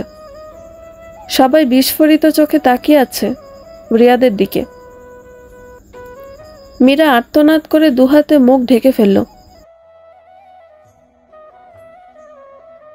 মীরার বাসার সবাই যখন রিয়াদের চিন্তা অস্থির, তখন মীরার ফোনে একটা কল আসে। মীরা কলটা পেয়ে ঘাবড়ে গেল। তার মনে অশুভ চিন্তা আসছে। রিয়াদের বাবা মাও ভয় ভয় চোখে তাকিয়ে আছে। কোনো খারাপ খবর নয় তো? মীরা ফোনটা তার শাশুড়ির দিকে এগিয়ে দিয়ে বলল, মা আপনি ধরুন কলটা। আমেনা বেগম 2 হাত নেড়ে কাপা কণ্ঠে বললেন, না মা তুমি ধরো। মীরা কল রিসিভ করে লাউড স্পিকারে দিল। ভেসে আসলো একটা তরুণীর কণ্ঠ। হ্যালো মীরা, কে? আমি তোর বান্ধবী শিলা বলছি। মীরা কিছুটা ঘাবড়ে গিয়ে বলল, হ্যাঁ শিলা বল। তুই কোথায়? আমি বাড়িতে। শিলা কিছুক্ষণ চুপ করে থেকে বলল, আসলে আমি এইমাত্র রিয়াদ ভাইয়াকে দেখলাম, একটা হোটেলে গিয়ে ঢুকলো। ভাবলাম তুইও বোধহয় ওখানে। এখন তো রিয়াদের হোটেলে যাওয়ার কথা না, তুই বোধহয় অন্য কাউকে দেখেছিস। না মীরা, ওইটা রিয়াদ ভাইয়াই ছিল, কাঁধে অফিসের ব্যাগ। আচ্ছা, কোন হোটেলে দেখেছিস? হোটেলের নামটা জেনেই মীরা কলটা কেটে দিল। তাকিয়ে দেখলো সবাই মুখ চাওয়াচাই করছে। রিয়াদের বাবা মা দুজনে হতভম্ব হয়ে দাঁড়িয়ে আছে। আজকের দিনে এই সময় তাদের ছেলে হোটেলে কি করছে? রিয়াদের বাবা বলল, নিশ্চয় অন্য কাউকে দেখেছে, ওটা রিয়াদ না। মীরা উত্তর দিল, তাহলে চলুন ওই হোটেলে, দেখে আসে আসল ব্যাপারটা কি। এরপরই সবাই মিলে হোটেলে আসলো। হোটেলের ম্যানেজারকে রিয়াদের ছবি দেখালে সে চিনতে পারল এবং বলল, এ হোটেলে আছেন তিনি। রুম নাম্বার জানতে চাইলে হোটেল ম্যানেজার বলতে চাইল না। মীরা টেবিলের ওপর থাবা দিয়ে বলল, তাহলে বেশ, আমি পুলিশে কল করছি। আপনার হোটেলে অসামাজিক কাজ হওয়ার অভিযোগ জানাচ্ছি। এরপর পুলিশ এসে না হয় রেড দিয়ে বের করবে কোন রুমে আছে এই লোক। হোটেল ম্যানেজার ঘাবড়ে গেলেন। পুলিশ আসলে হোটেলের রেপুটেশন কমে যাবে, তাকে জেলেও যেতে হতে পারে। তাই সে রুম নাম্বারটা বলে দিল। মীরা শুধু রুম নাম্বার জেনে ক্ষান্ত হয়নি, সে রুমের ডুপ্লিকেট চাবিও হাতিয়ে নিল। এরপরে রিয়াদের রুম খুলে সে রিয়াদের আসল রূপটা দেখতে পেল। ওদের সবার হঠাৎ আগমনে রিয়াদ ভ্যাবাচেকা খেয়ে গেল। সে কি করবে কিছু বুঝতে পারল না। ওদের আগমন তার কাছে অপ্রত্যাশিত ছিল। রিয়াদের মায়ের ছেলেকে এ অবস্থায় দেখে মূর্ছা যাওয়ার মতো অবস্থা। তিনি শরীরের ভার সামলাতে না পেরে পড়ে যেতে নিলেন। রিয়াদের বাবা দ্রুত স্ত্রীকে ধরলেন। রিয়াদ বিছানায় বসা অবস্থায় হাত বাড়িয়ে ডেকে উঠল, মা। রিয়াদের বাবা লাল চোখে ছেলের দিকে তাকিয়ে বললেন, তোকে আমি তেজ্যপুত্র করলাম, তোর মুখ আর দেখাবি না। মীরার বাবা কান্নারত মীরাকে আগলে ধরে বাইরে নিয়ে আসলেন। শেষবার রিয়াদের বাবার দিকে তাকিয়ে বললেন, আপনাদের সাথে আবার কোর্টে দেখা হবে, ডিভোর্স লয়ারের সামনে। আস্তে আস্তে সবাই চলে গেল। রিয়াদ বন্ধ দরজাটার দিকে অবিশ্বাস নিয়ে তাকিয়ে বসে রইল। অ্যানা রিয়াদের বাহুতে গাল ঘষে বলল, চরম সুখের মাঝখানে কি ঝামেলাই না হলো। এখন কি করবে বেবি, কন্টিনিউ করবে নাকি? রিয়াদ নিজের বাহু ঝাড়া দিয়ে অ্যানাকে দূরে সরিয়ে বলল, যা এখান থেকে। অ্যানা বালিশে হেলান দিয়ে রিল্যাক্স মুডে বলল, কেন যে এসব পরকীয়াতে জড়াতে যাও, এবার বোঝো ঠেলা। রিয়াদ রাগে ফেটে পড়ে অ্যানার গলা টিপে বলল, আমাকে উপদেশ দিচ্ছিস? আমি বিবাহিত জেনে তুই আমার সাথে শুতে এলি কেন শালি? তুই নিজে কি ভালো মানুষ? অ্যানা ধাক্কা দিয়ে রিয়াদকে সরিয়ে দিল। কিছুক্ষণ দম নিয়ে কাশল। তারপর জামা কাপড় পরতে পরতে বলল, আগে তুই তোর নিজের চরিত্র ঠিক কর। বউ থাকতে অন্য মেয়ের কাছে আসিস কেন? আমি কি তোর মাথায় পিস্তল ঠেকে শুতে বলেছিলাম আমার সাথে? তোর তা আমার সাথে দেখা হওয়ার প্রথম দিনই প্যান্ট খুলে যাচ্ছিল। রিয়াদ আরও কিছু বলার প্রস্তুতি নিচ্ছিল, কিন্তু এর আগে অ্যানা বেরিয়ে গেল রুম ছেড়ে। রুমের ভেতর একা স্তব্ধ হয়ে বসে রইল রিয়াদ। আজকে সব কিছু ঠিকঠাক হতে যাচ্ছিল, অথচ আবারও সব এলোমেলো হয়ে গেল। আজকে সে অ্যানার সাথে দেখাটা না করলেই পারত, কিন্তু নিজের লোভী মানসিকতার জন্য আজকে তার এই পরিণতি। রিয়াদ রাগের চোটে রুমে জিনিসপত্র লণ্ডভণ্ড করে ফেলল। আজ রিয়াদ আর মীরার ডিভোর্স। দুই পরিবারই কোর্টে উপস্থিত। রিয়াদের বাবা মা আসতে চায়নি, কিন্তু রিয়াদের জন্য আসতে হয়েছে। ডিভোর্স পেপারে সাইন করে সব ফর্মালিটি শেষ করা হলো। মীরা কাঁদছে, তার চেহারা বিধ্বস্ত। বাবার বুকে মাথা ঠেকিয়ে ফোফাতে ফোফাতে দুর্বল পায়ে রিকশায় গিয়ে উঠল সে। পিছনের রিকশায় মীরার মা আর মীরার ভাই। রিকশা দুটো চলে গেল। রিয়াদ কিছুক্ষণ সেদিকে তাকিয়ে রইল। তার নিজেকে কেমন যেন শূন্য শূন্য লাগছে। ডিভোর্স পেপারে সাইন করার আগ পর্যন্ত সে ক্ষমা চেয়েছে মীরার কাছে, কিন্তু কোনো লাভ হলো না। মীরা কাবিনের টাকাটা পর্যন্ত নেয়নি, টেবিলের ওপর ছুঁড়ে ফেলে দিয়েছে। অনেক যুক্তিতর্ক দিয়েও তাকে কাবিনের টাকা গ্রহণ করানো যায়নি। রিয়াদের বাবা মা ছেলের দিকে একবার তির্যক দৃষ্টিতে তাকালেন। রিয়াদের বাবা বললেন, এভাবে দাঁড়িয়ে না থেকে আমাদের জন্য রিকশা ডেকে আনো। শুধু তোমার মায়ের জন্য এখনো তোমাকে আমি বাড়িতে জায়গা দিচ্ছি। রিয়াদ মাথা নিচু করে চলে গেল রিকশা ডাকতে। রিয়াদের বাবা মা দুজনই করুণ চোখে ছেলের দিকে তাকিয়ে রইলেন। একটা মাত্র ছেলে তাদের, সে এরকম বিপদে গেছে তা তারা মেনে নিতে পারছে না। উপরে উপরে কঠিন থাকলো, ভিতরে ভিতরে ছেলের সংসার ভেঙে যাওয়ায় তারা কষ্ট পাচ্ছেন। এখন তাদের একটাই পরিকল্পনা, ছেলেকে এই পথ থেকে ফিরিয়ে এনে আবারও বিয়ে দিয়ে সংসারই করা। একমাত্র ছেলেটাকে এভাবে ধ্বংস হতে দেয়া যাবে না। ডিভোর্সের পর 2 মাস কেটে গেল, রিয়াদ ব্যাপারটা ভুলতে পারেনি। প্রায় সে মীরাকে মনে করে মেজাজ হারিয়ে উত্তেজিত হয়ে পড়ে। রাগে নিজের গায়ে নিজেই চড় বসায়। মীরাকে খুব মিস করে সে। মাঝে মাঝে আবার মীরাকে গলা টিপে মেরে ফেলতে ইচ্ছা করে তার। কি হতো যদি মীরাই ব্যাপারটা সবার সামনে না আনতো? নিজেদের মধ্যে কি বোঝাপড়া করে মিটিয়ে নেওয়া যেত না?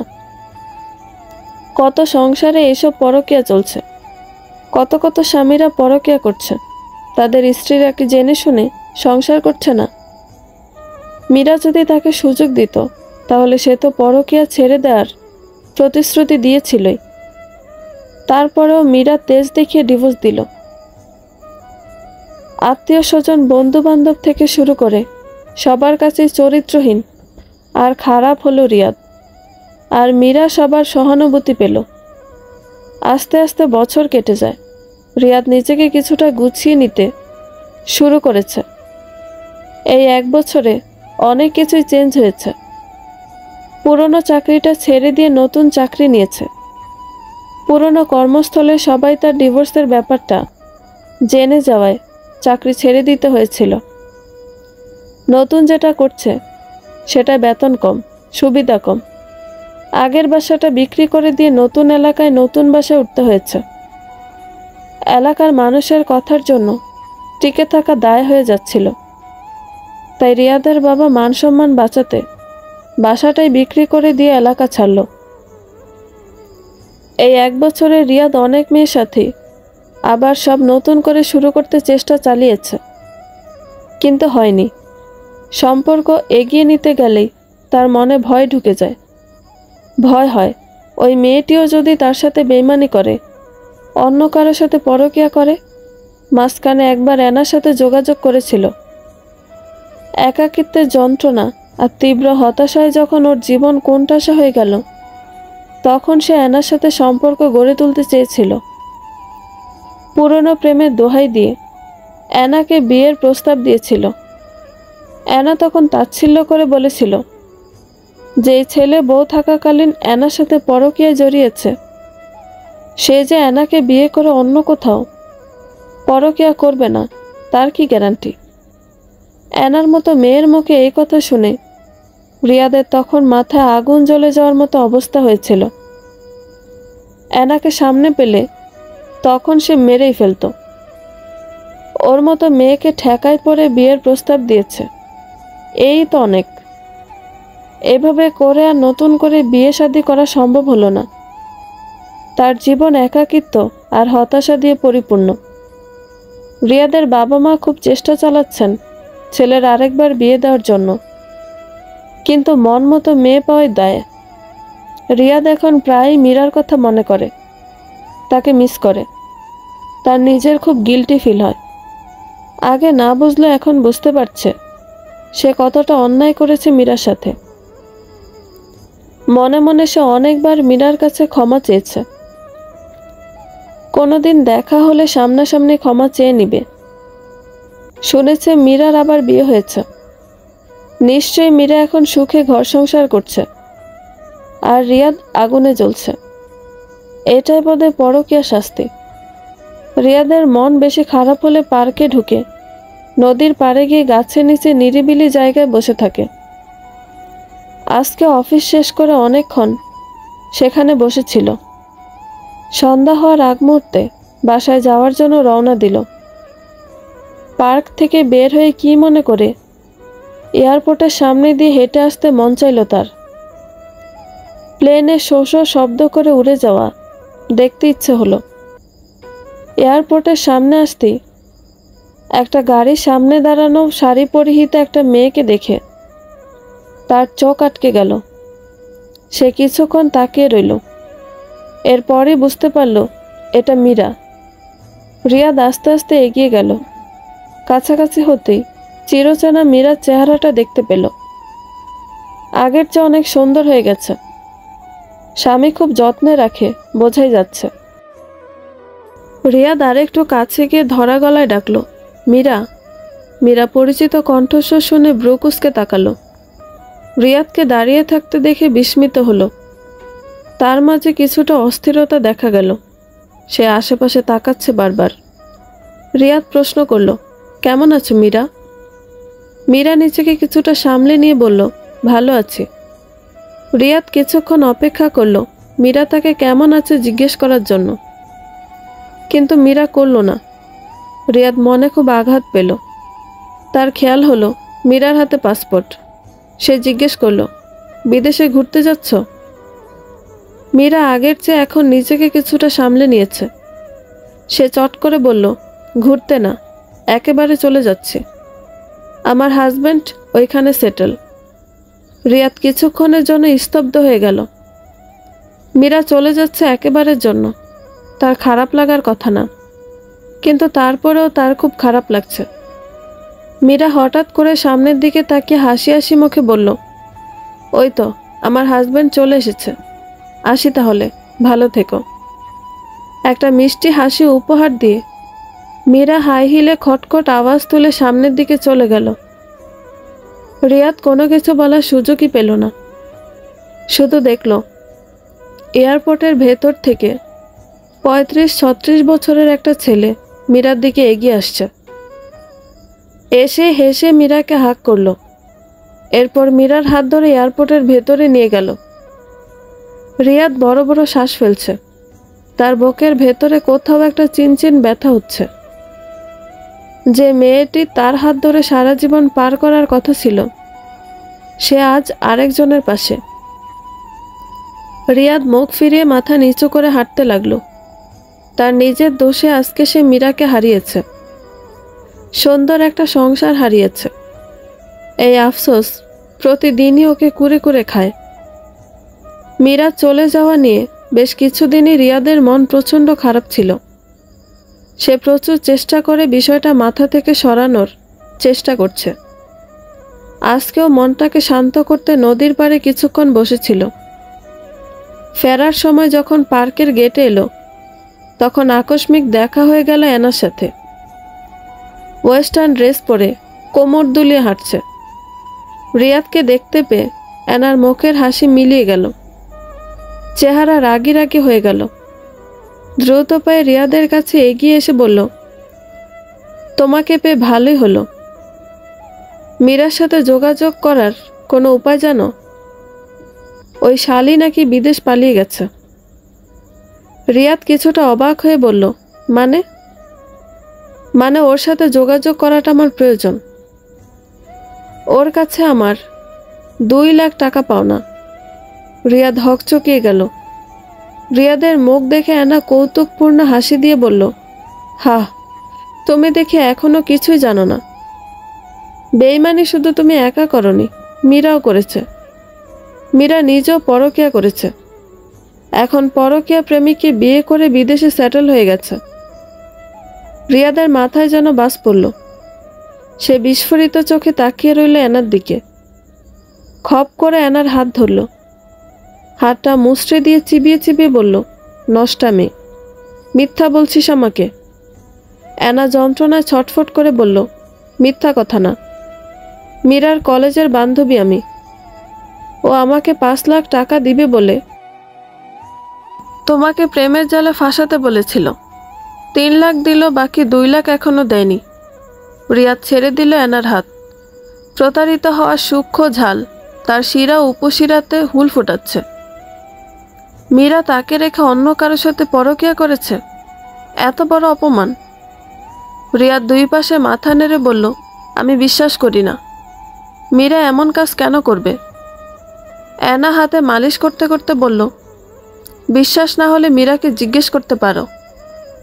ও একদিন তোমার ফোন ঘেঁটে দেখল তুমি অফিসের বিভিন্ন মেয়ে কলিগদের সাথে ফোনে চ্যাট করো। মাঝে মাঝে ফেসবুকে কিছু মেয়ের সাথে ঘনিষ্ঠ চ্যাট করারও প্রমাণ ছিল। মীরা এসব তখন সহ্য করতে পারেনি, কিছুটা কষ্ট পেয়েছিল। সে তখন নিজেও আস্তে আস্তে পরকীয়া জড়ালো। আর তোমাকে ডিভোর্স দেওয়ার জন্য তুমি পরকীয়া করো এটার একটা প্রমাণ লাগতো। তাই সে আমার সাথে কন্ট্রাক্ট করেছিল। তবে তুমি যদি আমার সাথে প্রেম শুরু না করতে, তাহলে মীরাও তার পরকীয়া থেকে বের হয়ে আসতো। কিন্তু তোমার চরিত্র তো ফুলের মতো পবিত্র।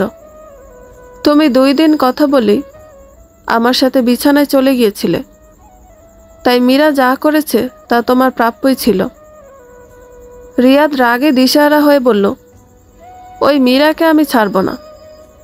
ওর জন্য আমার মান সম্মান সব হারিয়েছে। ওর জন্য হয়নি, তোমার নিজের দোষে হয়েছে। তুমি বউ রেখে পরকীয়া শুরুই বা কেন করেছিলে? আর মীরাকে তুমি পাবে না। সে এখন তার বড়লোক পরকীয়া প্রেমিককে বিয়ে করে বিদেশে পাড়ি জমিয়েছে। রিয়াদ সাপের মতো ফোঁস করে বলল, ও যেখানেই থাকুক, ওকে ধরে এনে আমি শাস্তি দিব। অ্যানা রিয়াদের দিকে ইঙ্গিতপূর্ণ হাসি দিয়ে বলল, তোমাকে শাস্তি দিতে হবে না, এই পাপের শাস্তি সবাই এমনিই পেয়ে যায়।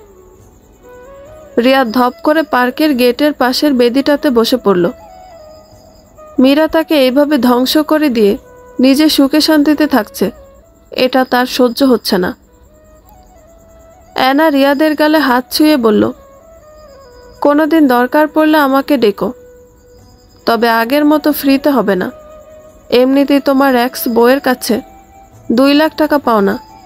যাই হোক, এখন তাহলে আসি বেবি। অ্যানা চলে গেল। রিয়াদ বড় বড় নিঃশ্বাস ফেলতে লাগলো। মীরা এত বড় ধোঁকা দিল তাকে। এটা সত্যি, সে অফিসের মেয়ে কলিগদের সাথে ফ্লার্ট করত, ফেসবুকে অনেক মেয়েদের সাথে অবিবাহিত পরিচয় দিয়ে ঘনিষ্ঠ চ্যাটও করত। মীরা এসব জেনে কোনো প্রতিক্রিয়া না দেখিয়ে নিজেই একটা পরকীয়া করে রিয়াদকে ফাঁসিয়ে চলে গেল। এটাকে রিয়াদ কি বলবে? রিভেঞ্জ নাকি ধোঁকা? অবশ্যই ধোঁকা। রিয়াদকে রেখে বড়লোক ছেলে পটিয়ে বিদেশে সেটেল হয়েছে। লোভী মেয়ে, ওকে কোনোভাবেই ছাড়া যাবে না। ওকে উচিত শিক্ষা দিতেই হবে, যেভাবেই হোক। মীরা একটা বারে মদের গ্লাস হাতে বসে আছে। মদের গ্লাস থেকে ছোট ছোট চুমুকে মদ খাচ্ছে। বারটেন্ডার ছেলেটা তাকে অনেকক্ষণ থেকে লক্ষ্য করছিল। মীরাকে মোটামুটি সে চিনে, অনেক দিন থেকে মীরার এখানে আসা যাওয়া। ছেলেটি মীরার কাছে এসে হেসে ইংরেজিতে বলল, হেই বিউটিফুল, আরও কিছু লাগবে তোমার? মীরা মাথা নেড়ে না করল, তার কিছু লাগবে না। ছেলেটি চলে গেল না। সে টেবিলের ওপর 2 হাত রেখে ঝুঁকল মীরার দিকে, বলল, আপসেট কেন তুমি? স্ট্রং কিছু দেব নাকি? ছেলেটার দিকে তাকালো মীরা। আলাপ জমানোর চেষ্টা করছে সে, কিন্তু মীরার আগ্রহ হচ্ছে না। সে ছোট্ট করে বলল, নো থ্যাঙ্কস।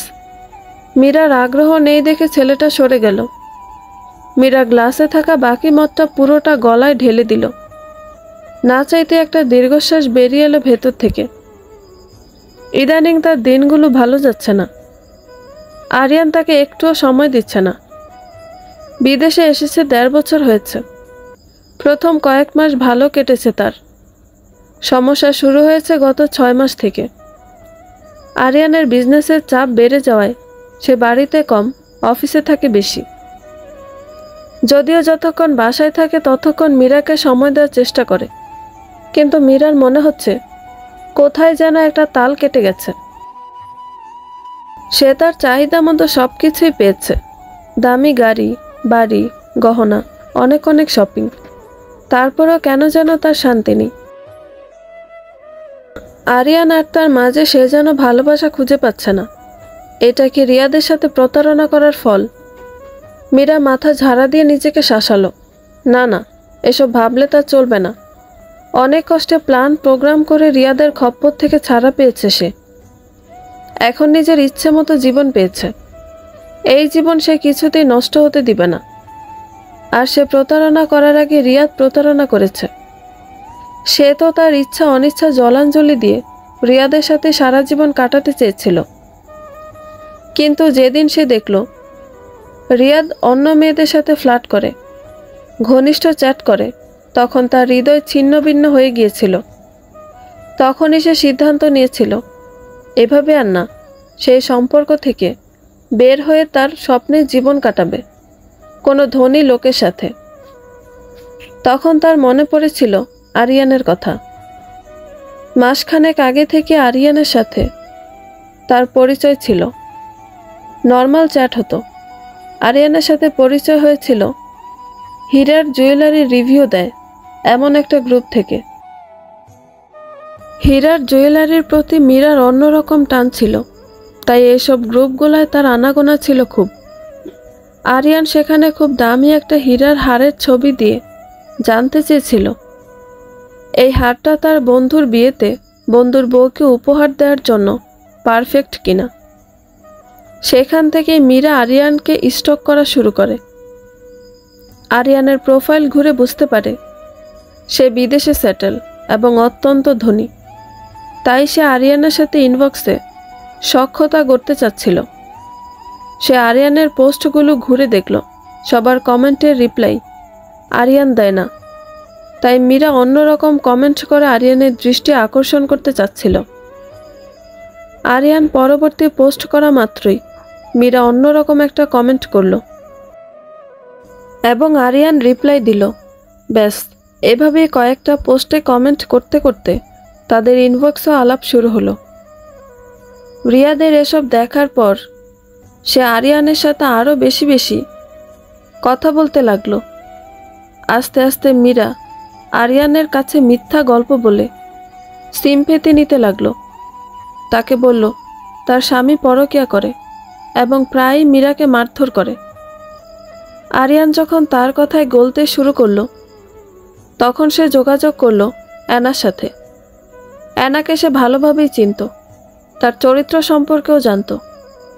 তাই তাকে টাকার লোভ দেখাতেই সে রাজি হলো রিয়াদকে ফাঁদে ফেলতে। এই পুরোটা সময় মীরা রিয়াদকে সবসময় নজরে রেখেছে। অ্যানার সাথে চ্যাটিং করার সময় সে নিচে থেকে সরে গিয়ে রিয়াদকে সুযোগ করে দিত, যাতে রিয়াদ ভালোভাবে অ্যানার সাথে চ্যাট চালিয়ে যেতে পারে। এমনকি অ্যানা কল করলেও মীরা না বোঝার ভান করে রিয়াদের কাছে ফোন নিয়ে যেত। অ্যানিভার্সারির দিন রিয়াদ তার জন্য সোনার ফিনফিনি চিকন একটা হার নিয়ে আসলো। দেখেই মীরার মেজাজ খারাপ হলো। অন্তত এই দিন তো একটু ডায়মন্ড ছোঁয়াতে পারত তাকে। অথচ কয়েকদিন আগে মীরার জন্মদিনে আরিয়ান তাকে ডায়মন্ডের কি সুন্দর একটা ব্রেসলেট পাঠালো। রিয়াদের কাছে সেটা পাথরের ব্রেসলেট নিজে কিনেছে বলে চালিয়ে দিয়েছিল। মীরার আরও মেজাজ খারাপ হলো যখন সে অ্যানার কাছ থেকে জানতে পারল যে রিয়াদ আজকের দিনও অ্যানার সাথে ঘনিষ্ঠ সময় কাটিয়েছে। ব্যাপারটা মীরার খুব আত্মসম্মানে আঘাত করেছিল। তাই সে অ্যানাকে বলে দিয়েছিল সেই জন্য মাঝরাতে রিয়াদকে কল দেয়, আর সেই গিয়ে তাকে হাতে নাতে ধরতে পারে। এসব ভাবতে ভাবতে মীরার মাথাটা আবারও ভনভন করে উঠল। সে বারটেন্ডার ছেলেটাকে ডেকে আরও এক গ্লাস মদ নিল।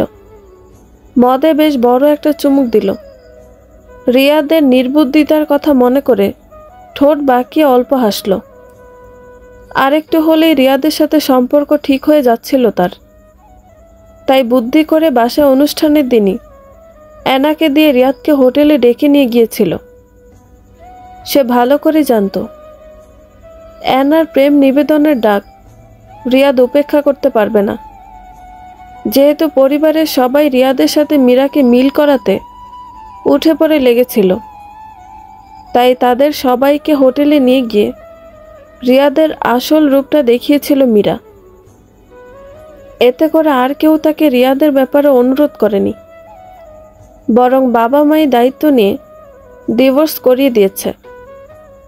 মীরা কখনোই আরিয়ানকে বিয়ে করার জন্য রিয়াদকে ডিভোর্স দিতে পারত না।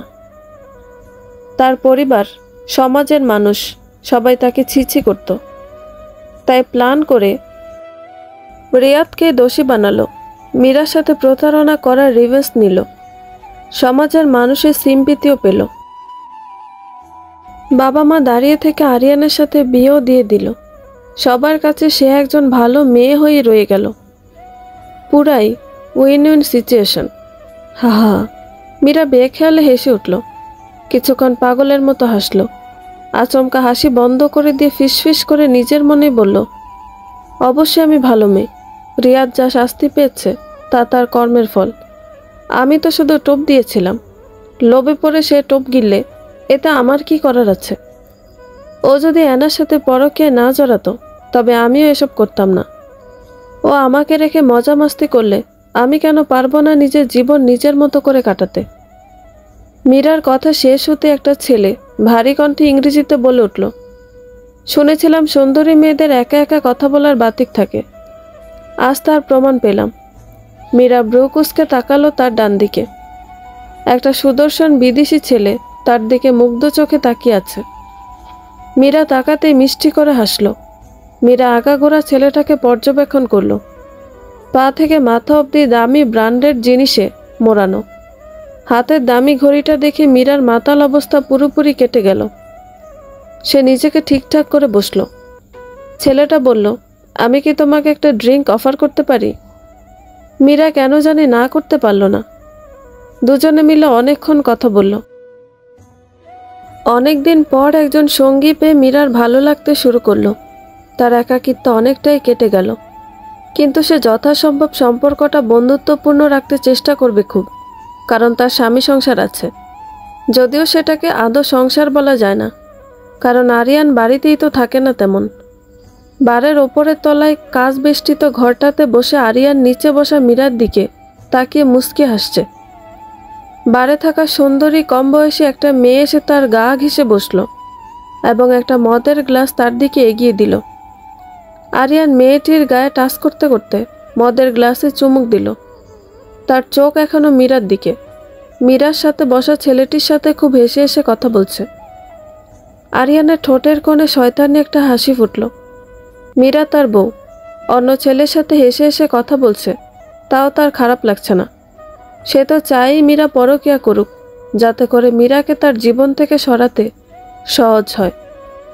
এই 1.5 বছরে সে বেশ বুঝতে পারছে মীরা একটা লোভী মেয়ে। এই মেয়ের সাথে সে সংসার করতে চায় না। মীরার আগের স্বামীকে কিভাবে মীরা জীবন থেকে সরিয়েছে তা সে জানে। আগের স্বামীকে ঠকিয়ে যেই মেয়ে পরকীয়া প্রেমিককে বিয়ে করতে পারে, সে যে আরিয়ানকে ঠকাবে না তার কি গ্যারান্টি? আরিয়ান একটা ভালো মেয়ের সাথে সংসার করতে চায়। মীরাকে বিয়ে করায় তার পরিবারও তার ওপর নাখোশ। তার বাবা একটা মেয়ের কথা তাকে জানিয়েছে। মেয়ের বয়স কম। এই বিদেশে এই মেয়ের পরিবার সেটেল, বেশ ধনী আর বংশীয় পরিবারের মেয়ে। আরিয়ানেরও মেয়েটাকে পছন্দ। মেয়েটাকে সে বিয়ে করতে চায়, কিন্তু তার আগে মীরাকে ঘাট থেকে নামাতে হবে। বিনা কারণে ডিভোর্স দিয়ে মামলা মোকদ্দমায় ফাঁসতে পারে, বড় অঙ্কের এলিমনিও দাবি করতে পারে। এর চেয়ে পরকীয়া নাটক সাজিয়ে মীরার ওপর দোষ চাপাচ্ছে। এরপর অল্প কিছু টাকা, যেটা কাবিনে উল্লেখ আছে, সেটা দিয়ে মীরাকে দেশে পাঠিয়ে হাত দিয়ে ফেলতে চাইছে। তাই এই বিদেশি ছেলেটাকে ভাড়া করেছে মীরাকে প্রেমের ফাঁদে ফাঁসানোর জন্য। আরিয়ান জানে মীরা ধনী ছেলেদের পছন্দ করে, তাই ছেলেটাকে দামি গেটআপে পাঠিয়েছে মীরার কাছে। মীরা প্রেমে ফাঁসলে ইমোশনাল অভিনয় করে, যা করার করে ফেলবে, যেমনটা সে রিয়াদের সাথে করেছে। মীরার প্রতি যেটাকে ভালোবাসা ভেবেছিল সেটা আসলে ভালোবাসা ছিল না, ছিল সহানুভূতি। মীরা মিথ্যা বলে সহানুভূতি নিয়েছিল, কিন্তু পরে যখন আরিয়ান সমস্ত কিছু জানতে পারে, মীরার ফোনের নোটস থেকে, যেখানে সে রিয়াদকে সরানোর প্ল্যানের সমস্ত খুঁটিনাটি লিখে রাখত, তখন থেকে মীরার প্রতি এক ঘৃণা জন্ম নিল। এই মেয়ে তাকেও ফাঁসাবে না তার কি গ্যারান্টি? তাই মীরা তাকে ফাঁসানোর আগেই সেই মীরাকে ছুঁড়ে ফেলবে জীবন থেকে। আর এটাই হবে মীরার প্রতারণার শাস্তি। দুপুরের উত্তপ্ত রোদের মাঝে রিয়াদ অফিসের ব্যাগ কাঁধে নিয়ে হেঁটে যাচ্ছে বাসার দিকে। আজ অফিস শেষ না করেই বের হয়ে পড়েছে। কাল হয়তো বসের গালি শুনতে হবে, হয়তো চাকরি নিয়েও টানাটানি পড়বে। এতে রিয়াদের কিছু যায় আসে না। সে একটা সিগারেট ধরালো। উত্তপ্ত রোদের নিচে উস্কো খুস্কো চুলে সিগারেটের ধোঁয়া ছাড়তে ছাড়তে হাঁটতে লাগলো। মাথায় তার চিন্তা কিভাবে মীরার কাছে পৌঁছাবে। 2 বছরের উপরে চলতে লাগলো, এখনো মীরার কোনো খোঁজ পাচ্ছে না। মীরা পর্যন্ত না পৌঁছানো অবধি তার মন শান্ত হবে না। গত 2 বছর যাবতীয় এক অস্থির জীবন কাটাচ্ছে সে। মীরার ওপর প্রতিশোধ নিয়ে এরপর তার জীবনে শান্তি হবে। কিভাবে প্রতিশোধ নিবে তা এখনো ঠিক করেনি। আগে তো মীরার কাছে পৌঁছাক, তারপর দেখা যাবে। রিয়াদ একটা দোকানের ছায়ায় দাঁড়িয়ে সিগারেটের শেষ টান দিল। তারপর ছুঁড়ে ফেলে দিয়ে আবার একটা সিগারেট ধরালো। তীব্র রোদে চোখ কুঁচকে রাস্তার দিকে তাকালো। রোদ যেন আগুন। রিয়াদ 3 রাস্তার মোড়টার দিকে আনমনে তাকিয়ে থেকে সিগারেটে টান দিতে লাগলো। আচমকা তার চোখ আটকে গেল রাস্তার অপর পাশে দাঁড়ানো একটা মেয়ের দিকে। মাথায় ওড়নার ঘোমটা দেয়া একটা মেয়ে দোকান থেকে কি যেন কিনছে। রিয়াদের খুব চেনা লাগলো মেয়েটাকে। রিয়াদ মেয়েটার দিকে আনমনে তাকিয়ে রইল। হঠাৎ করে বিদ্যুৎ স্পষ্টের মতো চমকে উঠল সে। মেয়েটি মীরা। রিয়াদ এখনও মেয়েটির মুখ দেখতে পাচ্ছে না, কিন্তু সে নিশ্চিত এটা মীরা। রিয়াদ সিগারেটটা ফেলে দিয়ে গাড়ি ঘোড়া কোনো কিছুর পরোয়া না করে রাস্তার মাঝখান দিয়ে সোজা হেঁটে মীরার দিকে এগুতে লাগলো। মীরার তার দিকে পিছন ফিরে দাঁড়িয়ে আছে। রিয়াদ স্থির হয়ে সটান দাঁড়িয়ে রইল মীরার পাশে। সে মীরার মুখটা দেখার অপেক্ষা করছে। মীরা দাম মিটিয়ে রিয়াদের দিকে ফিরতেই মুখটা রিয়াদ ভালোভাবে দেখল। হ্যাঁ, এটা মীরা, কিন্তু মীরা তার দিকে তাকালো না। সে দোকানের ফেরত দেওয়া টাকাগুলো গুনতে গুনতে ফুটপাত ধরে হাঁটতে লাগলো। রিয়াদ কিছুক্ষণ বিস্ময়ে আচ্ছন্ন হয়ে দাঁড়িয়ে রইল। এরপর দ্রুত পায়ে হেঁটে গিয়ে মীরার বাহুতে ধরে নিজের দিকে ফিরালো। বাহুতে আচমকা টান পেয়ে মীরা ব্যথা পেয়ে আহ শব্দ করে উঠল। চোখ তুলে দেখল তার সামনে দাঁড়িয়ে আছে রিয়াদ। রিয়াদকে দেখে মীরার মুখটা হা হয়ে গেল। সে দেশে আসার পর থেকেই রিয়াদের সাথে যেন দেখা না হয়ে যায় তার সর্বাত্মক চেষ্টা করেছে, কিন্তু শেষমেশ দেখা হয়েই গেল। রিয়াদের উস্কো খুস্কো চুল আর লাল চোখ দুটো দেখে মীরার ভয় হলো। রিয়াদ হিংস্র চোখে কিছুক্ষণ মীরার দিকে তাকিয়ে রইল। কম দামি একটা 3 পিস পরে আছে মীরা। এয়ারপোর্টে যেমন দেখেছিল চেহারায় সেই রকম চকচকে ভাবটা নেই। রিয়াদ স্বাভাবিকভাবে প্রশ্ন করল, কবে আসলে দেশে? বেড়াতে আসলে বুঝি? হাজব্যান্ড কোথায় তোমার? মীরা থতমত খেল। নিজেকে সামলে নিয়ে বলল, এই তো কিছুদিন হলো। হাজব্যান্ড বাসায় আছে। তাই? তবে তো তাকে তোমার আসল রূপটার কথা জানাতে হয়। কোথায় বাসা? চলো সেখানে। রিয়াদের কথা শুনে মীরা যা বোঝার বুঝে ফেলল। রিয়াদ জেনে গেছে সব। মীরা আমতা আমতা করে বলল, কিসব বলছো? কিসের রূপ?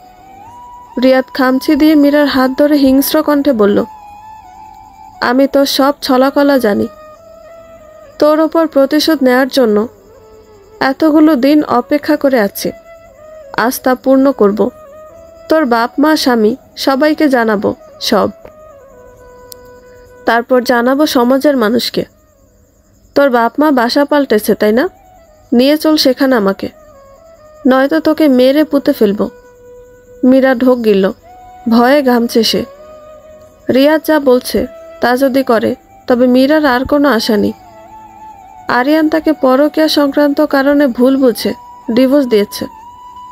এরপর কাবিনের টাকা দিয়ে দেশে পাঠিয়ে দিয়েছে।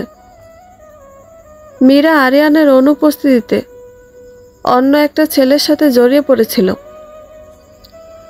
আরিয়ানের কাছে সে সমস্ত প্রমাণ ছিল, তাই মীরার কিছুই করার ছিল না। আরিয়ানের থ্রেটের মুখে ডিভোর্স পেপারে সাইন করে দেশে চলে আসতে বাধ্য হয়েছে। আরিয়ান দয়া করে তাকে দেশে পাঠানোর ব্যবস্থা করেছে, আর নয়তো বিদেশে রাস্তায় একা পড়ে থাকতে হতো। বাড়িতে এসে বাবা মায়ের কাছে মীরা সত্যটা বলতে পারেনি। বলেছে কয়েকদিনের জন্য দেশে বেড়াতে এসেছে। এত কিছু জানলে তার বাবা মায়ের কাছেও তার জায়গা হবে না, তাই সে নিজেকে বাঁচাতে মিথ্যার আশ্রয় নিয়েছে। এখন রিয়াদ যদি সব ফাঁস করে দেয় তবে তো মীরার দিক থেকে তার মা বাবাও মুখ ফিরিয়ে নিবে। মানসিকভাবে বিপর্যস্ত মীরা আতঙ্কিত হয়ে গেল। সে কোনো কিছু বিবেচনা না করে রিয়াদের হাত ঝাড়া দিয়ে ছাড়িয়ে দৌড়াতে লাগলো। রিয়াদও উন্মাদের মতো দৌড় দিল মীরার পিছনে। অল্প চিৎকার করলো মীরাকে উদ্দেশ্য করে। রাস্তার লোকজন এভাবে দুটো প্রাপ্তবয়স্ক ছেলে মেয়েকে দৌড়াতে দেখে বেশ আগ্রহ নিয়ে তাকিয়ে রইল। মীরা রাস্তার মাঝখান দিয়ে ছুটতে লাগলো। ভাবল রাস্তা পেরিয়ে ওপারে গিয়ে কোনো একটা চিপা চাপায় লুকিয়ে পড়বে, আর রিয়াদও নিশ্চয় এতটা পরিশ্রম করবে না তাকে ধরতে। কিন্তু তার ধারণা ভুল প্রমাণ করে দিয়ে রিয়াদ জ্ঞানহীনের মতো তার পিছু করতে লাগলো। এভাবে চলতে থাকলে কয়েক সেকেন্ডের মাঝেই রিয়াদ তাকে ধরে ফেলবে। মীরা উপায়ন্তর না পেয়ে স্টেশনে ঢুকে পড়ল। ভাবল ভিড়ের মাঝে হারিয়ে যাবে। স্টেশনে ঢুকে গেটের বাম পাশে দৌড় দিল মীরা।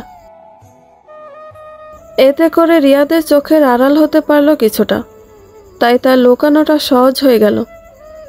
রিয়াদ স্টেশনে ঢুকে পাগলের মতো মীরাকে এদিক ওদিক খুঁজতে লাগলো।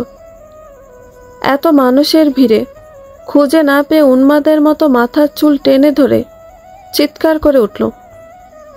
লোকজন এক পলকের জন্য ওর দিকে তাকালো, এরপর ওকে পাগল মনে করে চোখ সরিয়ে নিল। রিয়াদের চুল এলোমেলো, চেহারাও ভেঙে গেছে, ইন করা শার্টের অর্ধেকটা বের হয়ে গেছে। এই অবস্থায় সে এদিক ওদিক ছুটতে লাগলো। যে করে হোক মীরাকে তার চাই। আজ মীরা হাতছাড়া হয়ে গেলে আর তাকে পাওয়া যাবে না। মীরাকে পেলেও খুন করবে। মীরা স্টেশনের দেয়াল ঘেঁষে স্তূপ করে রাখা বস্তার পিছনে লুকিয়ে থেকে কাঁপছে। খুব সতর্ক দৃষ্টিতে আড়াল থেকে রিয়াদের দিকে নজর রাখছে। বস্তার স্তূপের পিছনে থাকায় পিঁপড়া থেকে শুরু করে বিভিন্ন পোকা তাকে কামড়াচ্ছে, আর গরম লাগছে খুব। কিন্তু মীরা এসব সহ্য করে ঘাপটি মেরে বসে রইল সেখানে। রিয়াদ পাগলের মতো হন্যে হয়ে খুঁজছে তাকে, তাই রিয়াদ না যাওয়া পর্যন্ত এখান থেকে সে বের হবে না। একসময় অসহ্য হয়ে প্রচণ্ড আক্রোশে সে কান্না করে দিল। নিজের এমন করুণ অবস্থা সে মেনে নিতে পারছে না। কোথায় ছিল সে, আর আজ তার কি পরিণতি? এমন পরিণতি তো রিয়াদের মনে ঝাল মিটছে না। সে এসেছে প্রতিশোধ নিতে। মীরার সমস্ত রাগ পড়ল রিয়াদের উপরে। রিয়াদ তার বাসা পর্যন্ত পৌঁছে গেলে আর সবাই সব জেনে গেলে তার বাপ মায়ের কাছেও আর ঠাঁই মিলবে না। এটা সে হতে দিতে পারে না। প্রয়োজনে রিয়াদকে সে খুন করবে। এত সব চিন্তার মাঝে স্টেশনে একটা ট্রেন থামল। ট্রেনটাকে দেখে মীরার মাথায় একটা বুদ্ধি আসলো। সে যদি রিয়াদের চোখ ফাঁকি দিয়ে ট্রেনে উঠে পড়ে তবে কেমন হয়? পরে না হয় কাছাকাছি কোনো স্টেশনে নেমে পড়লে হবে। আপাতত রিয়াদের পিছনে এত ছাড়ানো যাবে। মীরার মনে আশার সঞ্চার হলো। সে ট্রেনে ওঠার সুযোগের অপেক্ষায় বসে রইল। ট্রেনে ওঠার সময় রিয়াদ দেখে ফেললে আবার কেলেঙ্কারি হয়ে যাবে। মীরা আশেপাশে তাকালো, দেখল একটা পরিবারের সবাই অনেক ব্যাগ নিয়ে ট্রেনে ওঠার জন্য আসছে। ওদের দেখে মনে হচ্ছে বস্তার স্তূপটা সামনে দিয়ে হয়তো যাবে। মীরা ওড়না দিয়ে গা মাথা ঢেকে নিল। এরপর ওরা আসতেই ওদের দলটার সাথে মিশে গেল। আর চোখে একবার দেখল রিয়াদকে। রিয়াদ এক জায়গায় দাঁড়িয়ে অস্থির হয়ে এদিক ওদিক দেখছে। মীরা চোখে সরিয়ে নিল। সে দ্রুত মানুষজনকে ধাক্কা মেরে সরিয়ে দিয়ে ট্রেনে উঠে পড়ল। ট্রেনে উঠে মুখ ঢেকে ভিড়ের মাঝে দাঁড়িয়ে রইল। আল্লাহ আল্লাহ করে অপেক্ষা করতে লাগলো কখন ট্রেন ছাড়বে। মিনিট দুয়েক পরে ট্রেন ছেড়ে দিল। আস্তে আস্তে ট্রেনের গতি বাড়ল। স্টেশন ছেড়ে ট্রেন বেরিয়ে যেতে মীরা হাফ ছেড়ে বাঁচল। সে কয়েকটা বগি ঘুরে ট্রেনের একদম শেষ বগিটাতে আসলো। ট্রেনের শেষ দিকে হয় এই বগিটা বেশ ফাঁকা। মীরা বগিটার শেষ প্রান্তের কোণার দিকের একটা খালি সিটে জানালার ধারে বসল। গায়ে মাথায় দেওয়া ওড়নাটা সরিয়ে গায়ে একটু বাতাস লাগালো। রিয়াদকে আবারও ঘোল খাওয়াতে পেরে খুশি মনে হাসল। আনমনে হেসে এক পলক সামনের দিকে তাকিয়ে সে থমকে গেল। রিয়াদ দাঁড়িয়ে আছে, এলোমেলো চুল আর পোশাক সাথে ঠান্ডা দৃষ্টিতে তাকিয়ে থাকায় তাকে অশরীরীর মতো লাগছে। রিয়াদ হঠাৎ সাইকোর মতো ঠোঁট বাঁকিয়ে অল্প হাসল। এরকম হাসি দেখে মীরার আত্মা উড়ে গেল। তার কেমন জানি ভয় হতে লাগলো। ট্রেনে দুলুনির সাথে তাল মিলিয়ে হেলে দুলে রিয়াদ ট্রেনের সিট ধরে ধরে অপ্রকৃতস্থ এর মতো মীরার সামনের সিটে এসে ধপ করে বসে পড়ল। মীরা ভয়ে ট্রেনের সিটের সাথে সেটে গেল। রিয়াদ আগের মতোই দৃষ্টি দিয়ে তাকিয়ে আছে মীরার দিকে। অনেকদিন যাবৎ তার জীবনের একটাই লক্ষ্য, আর সেটা হচ্ছে মীরার ওপর প্রতিশোধ নেওয়া। আজ সে মীরাকে ছাড়বে না। গত কয়েক বছর যাবৎ সে যে অপমান সহ্য করেছে, আজ মীরাকেও সে অপমানের স্বাদ নিতে হবে। সমাজের সবার চোখে আঙুল দিয়ে মীরার আসল রূপটা দেখিয়ে দিবে আজ, তবেই না শান্তি। আজ এতগুলো দিন পর রিয়াদ শান্তিতে ঘুমাবে। এগুলো চিন্তা করে রিয়াদ শরীর নাড়িয়ে হেসে উঠল। তাকে সম্পূর্ণ অপ্রকৃতস্থের মতো লাগলো দেখতে। মীরা ভয়ে আশেপাশে তাকালো। বগিটা শেষের এই 2-3টা সিটে কেউ নেই। সামনের সিটগুলায় মানুষ ছড়িয়ে ছিটিয়ে বসে আছে। কারোরই এইদিকে দৃষ্টি নেই, যে যার কাজে ব্যস্ত। কাজে কারো কাছ থেকে সাহায্য পাওয়ার আশা সে ছেড়ে দিল। সে নিজেই নিজেকে বাঁচানোর ছক কষতে থাকলো মনে মনে। কয়েক মুহূর্তেই তার প্যানিক অ্যাটাক হতে থাকলো। শরীর কাঁপছে। নিজেকে বুঝ দিয়ে সান্ত্বনা দিল, কিন্তু এতে প্যানিক করা বন্ধ হলো না। এ অবস্থায় সে একটা কঠিন সিদ্ধান্ত নিল। সে রিয়াদকে মেরে ফেলবে। বেঁচে থাকলে রিয়াদ কোনোদিন তার পিছু ছাড়বে না। মীরা জীবনে একটু শান্তি চায়। যেখানেই যাচ্ছে সেখানেই কেবল তার জীবনে অশান্তি আসছে। এই অশান্তি থেকে সে মুক্তি চায়, কিন্তু রিয়াদের জন্য সেটা সম্ভব না। রিয়াদ তাকে শান্তি দিবে না। তার একমাত্র সম্বল হচ্ছে বাবা, মা আর সমাজের মানুষের সিম্পেথি। সেটাও যদি নষ্ট হয় তবে ওর যাওয়ার জায়গা থাকবে না। এর চেয়ে রিয়াদকে খুন করে এই অধ্যায়ের এখানে ইতি ঘটানো ভালো। মীরা আর রিয়াদ দুজনই পরস্পরের চোখের দিকে তাকিয়ে রইল। তাদের দৃষ্টিতে ঘৃণা, ক্ষোভ আর আক্রোশ। দুজন দুজনকে পারলে যেন এক্ষুনি ছিঁড়ে ফেলে। দূর থেকে ট্রেনের হুইসেলের শব্দ শোনা গেল। মীরা জানালা দিয়ে মাথা বের করে দেখল একটা ট্রেন দেখা যাচ্ছে দূরে। ট্রেনটা পাশে রেললাইন দিয়ে যাবে। মীরা চোখে মুখে শয়তানি হাসি ফুটে উঠল। সে হুট করে বসা থেকে দাঁড়িয়ে পড়ল। এরপর দ্রুত চলে গেল ট্রেনের দরজার কাছে। মীরার এরকম চলে যাওয়া দেখে রিয়াদ ভাবল মীরা পালাচ্ছে।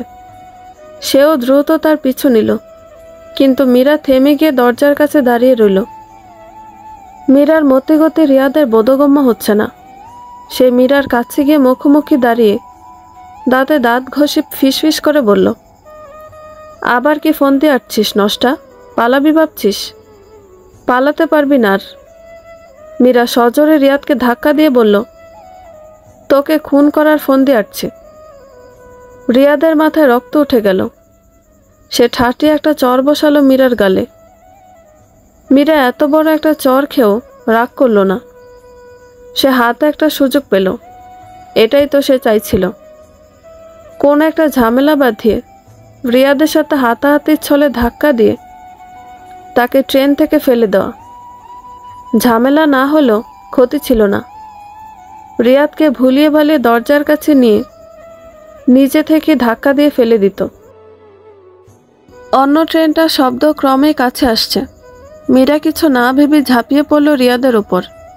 রিয়াদকে ধাক্কা দিয়ে ট্রেনের দরজার কাছে নিয়ে যেতে থাকলো। রিয়াদ মীরার প্ল্যান খুনাক্ষরও জানতে পারল না। সে মীরার ধাক্কায় নিজে থেকে দরজার কাছে চলে এলো। তার উদ্দেশ্য মীরাকে দরজার কাছে এনে ফেলে দেওয়ার ভয় দেখানো। কিন্তু মীরার মনে তখন অন্য কিছু। সে রিয়াদকে খুন করতে বদ্ধপরিকর। তার বিবেক বিবেচনা সমস্ত কিছু হারিয়ে বসেছে সে। রিয়াদ মীরার ঘাড়ে তার হাত ধরে জোর করে দরজার কাছে চেপে ধরল। দমকা হয় দুজনের চুল আর জামা কাপড় উঠছে। মীরা এক পলক ট্রেনের দরজা দিয়ে বাইরে তাকালো। দেখলো অন্য ট্রেনটা কাছে চলে এসেছে। আর কয়েক মুহূর্তের মাঝেই তাদের ট্রেনটাকে ক্রস করবে। মীরা দ্রুত নিজের সিদ্ধান্ত নিল।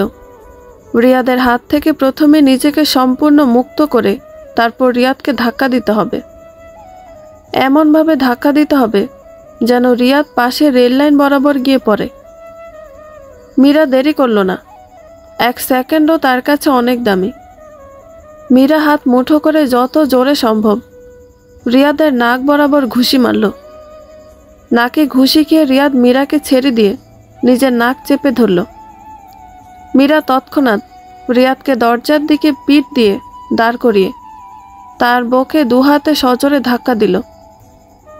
ধাক্কা খেয়ে পড়তে পড়তে রিয়াদ অবাক চোখে তাকালো মীরার দিকে। হয়তো এতক্ষণে সে তার নিয়তি বুঝে গিয়েছে। রিয়াদকে ধাক্কা দেওয়ার সাথে সাথে রিয়াদ বাঁচার তাড়নায় তার সহজাত প্রবৃত্তির দরুন মীরার বাম হাতটা আঁকড়ে ধরল, যেটা দিয়ে সে রিয়াদকে ধাক্কা দিল। ধাক্কা দেওয়ার পর হাতটা তখনও সে নিচে নামাতে পারেনি। মীরা চমকে উঠল। ডান হাত দিয়ে ট্রেনের দরজার হাতলে আঁকড়ে ধরল, কিন্তু রিয়াদের শরীরের ভারে সেই হাত ছুটে গেল। রিয়াদের সাথে সেও ছিটকে পড়ল ট্রেন থেকে। পুরো ঘটনাটা কয়েক সেকেন্ডের ব্যবধানে ঘটে গেল, কিন্তু রিয়াদ আর মীরার জন্য আশেপাশের সমস্ত কিছু যেন ধীরে চলতে লাগলো। দুজন বিস্ফোরিত চোখে একে অন্যের দিকে তাকিয়ে রইল। যেই চোখে আক্রোশ আর প্রতিশোধের আগুন ছিল, সেই চোখে জন্ম নিল ভয় আর আতঙ্ক। কিছুটা দুঃখবোধও জন্ম নিল। ট্রেন থেকে পাশে রেললাইনে ছিটকে পড়ার পর কোনো সিদ্ধান্ত নেওয়ার আগে অন্য ট্রেনটি নির্দয় দানবের মতো ছুটে এলো তাদের দিকে। ছুটে আসা ট্রেনটার দিকে তাকিয়ে শেষ সময়ে দুজনই দুজনকে আঁকড়ে ধরল। পরিশিষ্ট এসআই জহিরুল হক নাক মুখ কুঁচকে রেললাইনের ওপর টুকরো হয়ে থেতলে যাওয়া মৃতদেহগুলোর দিকে তাকিয়ে আছে। 40-এর উপর বয়স তার, চাকরির বয়সও নেহাত কম নয়। এসব বিকৃত লাশ দেখে দেখে অভ্যস্ত তিনি। এসআই শামীম তাকে উদ্দেশ্য করে বলল, স্যার, সব দেখে তো মনে হচ্ছে দুজন নারী পুরুষ একসাথে ট্রেনে কাটা পড়েছে। মনে হচ্ছে সুইসাইড কেস। যেই কেসই হোক, লাশ দুইটা মর্গে পাঠানোর ব্যবস্থা করো। ওদের পরিবারের খোঁজ নিয়ে তাদেরকে ঘটনাটা জানাও। আশেপাশের লোকজন কেউ কিছু দেখেছে কিনা খবর নাও। শামীম চলে গেলে জহিরুল হক একটু দূরে এসে সিগারেট ধরালেন। হাত ঘড়িতে সময় দেখলেন। এসব শেষ করতে করতে বিকেল হয়ে যাবে। কে যে এদেরকে ভর দুপুরে রেল লাইনে এসে মরতে বলেছিল। ভাবনার মাঝে তার বউ কল করল। খুবই বিরক্ত হলেন তিনি। তা সত্ত্বেও কল ধরলেন। হাসি হাসি মুখ করে মধুর সুরে বউয়ের সাথে আলাপও করেন। স্পষ্ট জানিয়ে দিলেন ফিরতে রাত হবে। কলটা কেটে দিয়ে বউকে উদ্দেশ্য করে বললেন, শালি, তোর যন্ত্রণায় বাঁচি না। এরপর একটা মুখস্থ নাম্বার ডায়াল করলেন। ওপাশ থেকে কল ধরতেই কামুক কণ্ঠে বললেন, বিকেলের দিকে আসবো, তৈরি থেকো। ওপাশ থেকে নারী কণ্ঠটি কিছু একটা উত্তর দিল। তা শুনে জহিরুল আরও কামুক কণ্ঠে কিছু অশ্লীল কথাবার্তা বললেন। এরপর কয়েকটা চুমু দিয়ে কল কেটে দিলেন। কল কেটে এএসআই শামীমের দিকে বিদ্রূপের চোখে তাকালেন। শামীমের বউই তার প্রেমিকা। অফিসার এক কলিগের বিয়ের অনুষ্ঠানে শামীমের কচি বউকে দেখে নিজেকে সামলাতে পারেনি জহিরুল হক। ঘরে বউ পুরনো হয়ে গেছে, তাই সারাদিন এসব বিকৃত লাশ দেখে বেড়ানো পুলিশি জীবনে একটু আধটু এসবের প্রয়োজন আছে। বিকেলের আগে শামীমকে কেসের দায়িত্ব দিয়ে জহিরুল হক বেরিয়ে গেলেন অন্য একটা তদন্তের বাহানা দিয়ে। জহিরুল হক চলে যেতে স্বামী মেদিকটার কাজ কোনো মতে শেষ করে কনস্টেবলদেরকে বাকি সব সামলাতে বলল। তারপর কল করলো তার নিজের প্রেমিকাকে। কল করে বলল, স্যার অন্য একটা তদন্তের জন্য বেরিয়ে গেছে, আসবো নাকি? ওপাশ থেকে কিছু একটা শুনে শামীম হো করে হেসে উঠল। বলল, বাড়িতে কচি বউ তো কি হয়েছে? আমার তোমার মতো একটু বয়স্ক মহিলাকে ভালো লাগে। বাড়ির বউ হচ্ছে সাদা ভাত আর প্রেমিকা বিরিয়ানি। মাঝে মাঝে বিরিয়ানি খেতে হয়। আসছি আমি। শামীম কল কেটে দিল। জহিরুল হকের ৩৮ বছর বয়সী বউয়ের সাথে তার পরকীয়া সম্পর্ক। একটা বিয়ের অনুষ্ঠানে তাদের আলাপ, এরপর মেসেঞ্জার চ্যাটিং। তখন থেকে বুঝতে পারে জহিরুলের স্ত্রী একাকিত্বে ভুগছে। সেই সুযোগ কাজে লাগিয়ে জহিরুলের স্ত্রীর সাথে পরকীয়া চালিয়ে যাচ্ছে সে। স্যারের বউয়ের সাথে পরকীয়া চালাতে পেরে খুব গর্বিত সে। জহিরুলের নাকের ডগায় বসে তার বউকেই ভোগ করছে, অথচ জহিরুল টেরও পাচ্ছে না। নিজেকে খুবই চালু ভাবে সে। বাঁকা এসে মনের খুশিতে বাইক স্টার্ট দিল শামীম। গন্তব্য পরকীয়া। বন্ধুরা, গল্পটি ভালো লেগে থাকলে একটা লাইক করে দিবেন এবং গল্প সম্পর্কে কোনো মতামত জানানোর থাকলে কমেন্ট করতে পারেন। নতুন নতুন আরও গল্প শোনার জন্য চ্যানেলটি সাবস্ক্রাইব করে পাশেই থাকবেন। ধন্যবাদ সবাইকে। ভালো থাকবেন।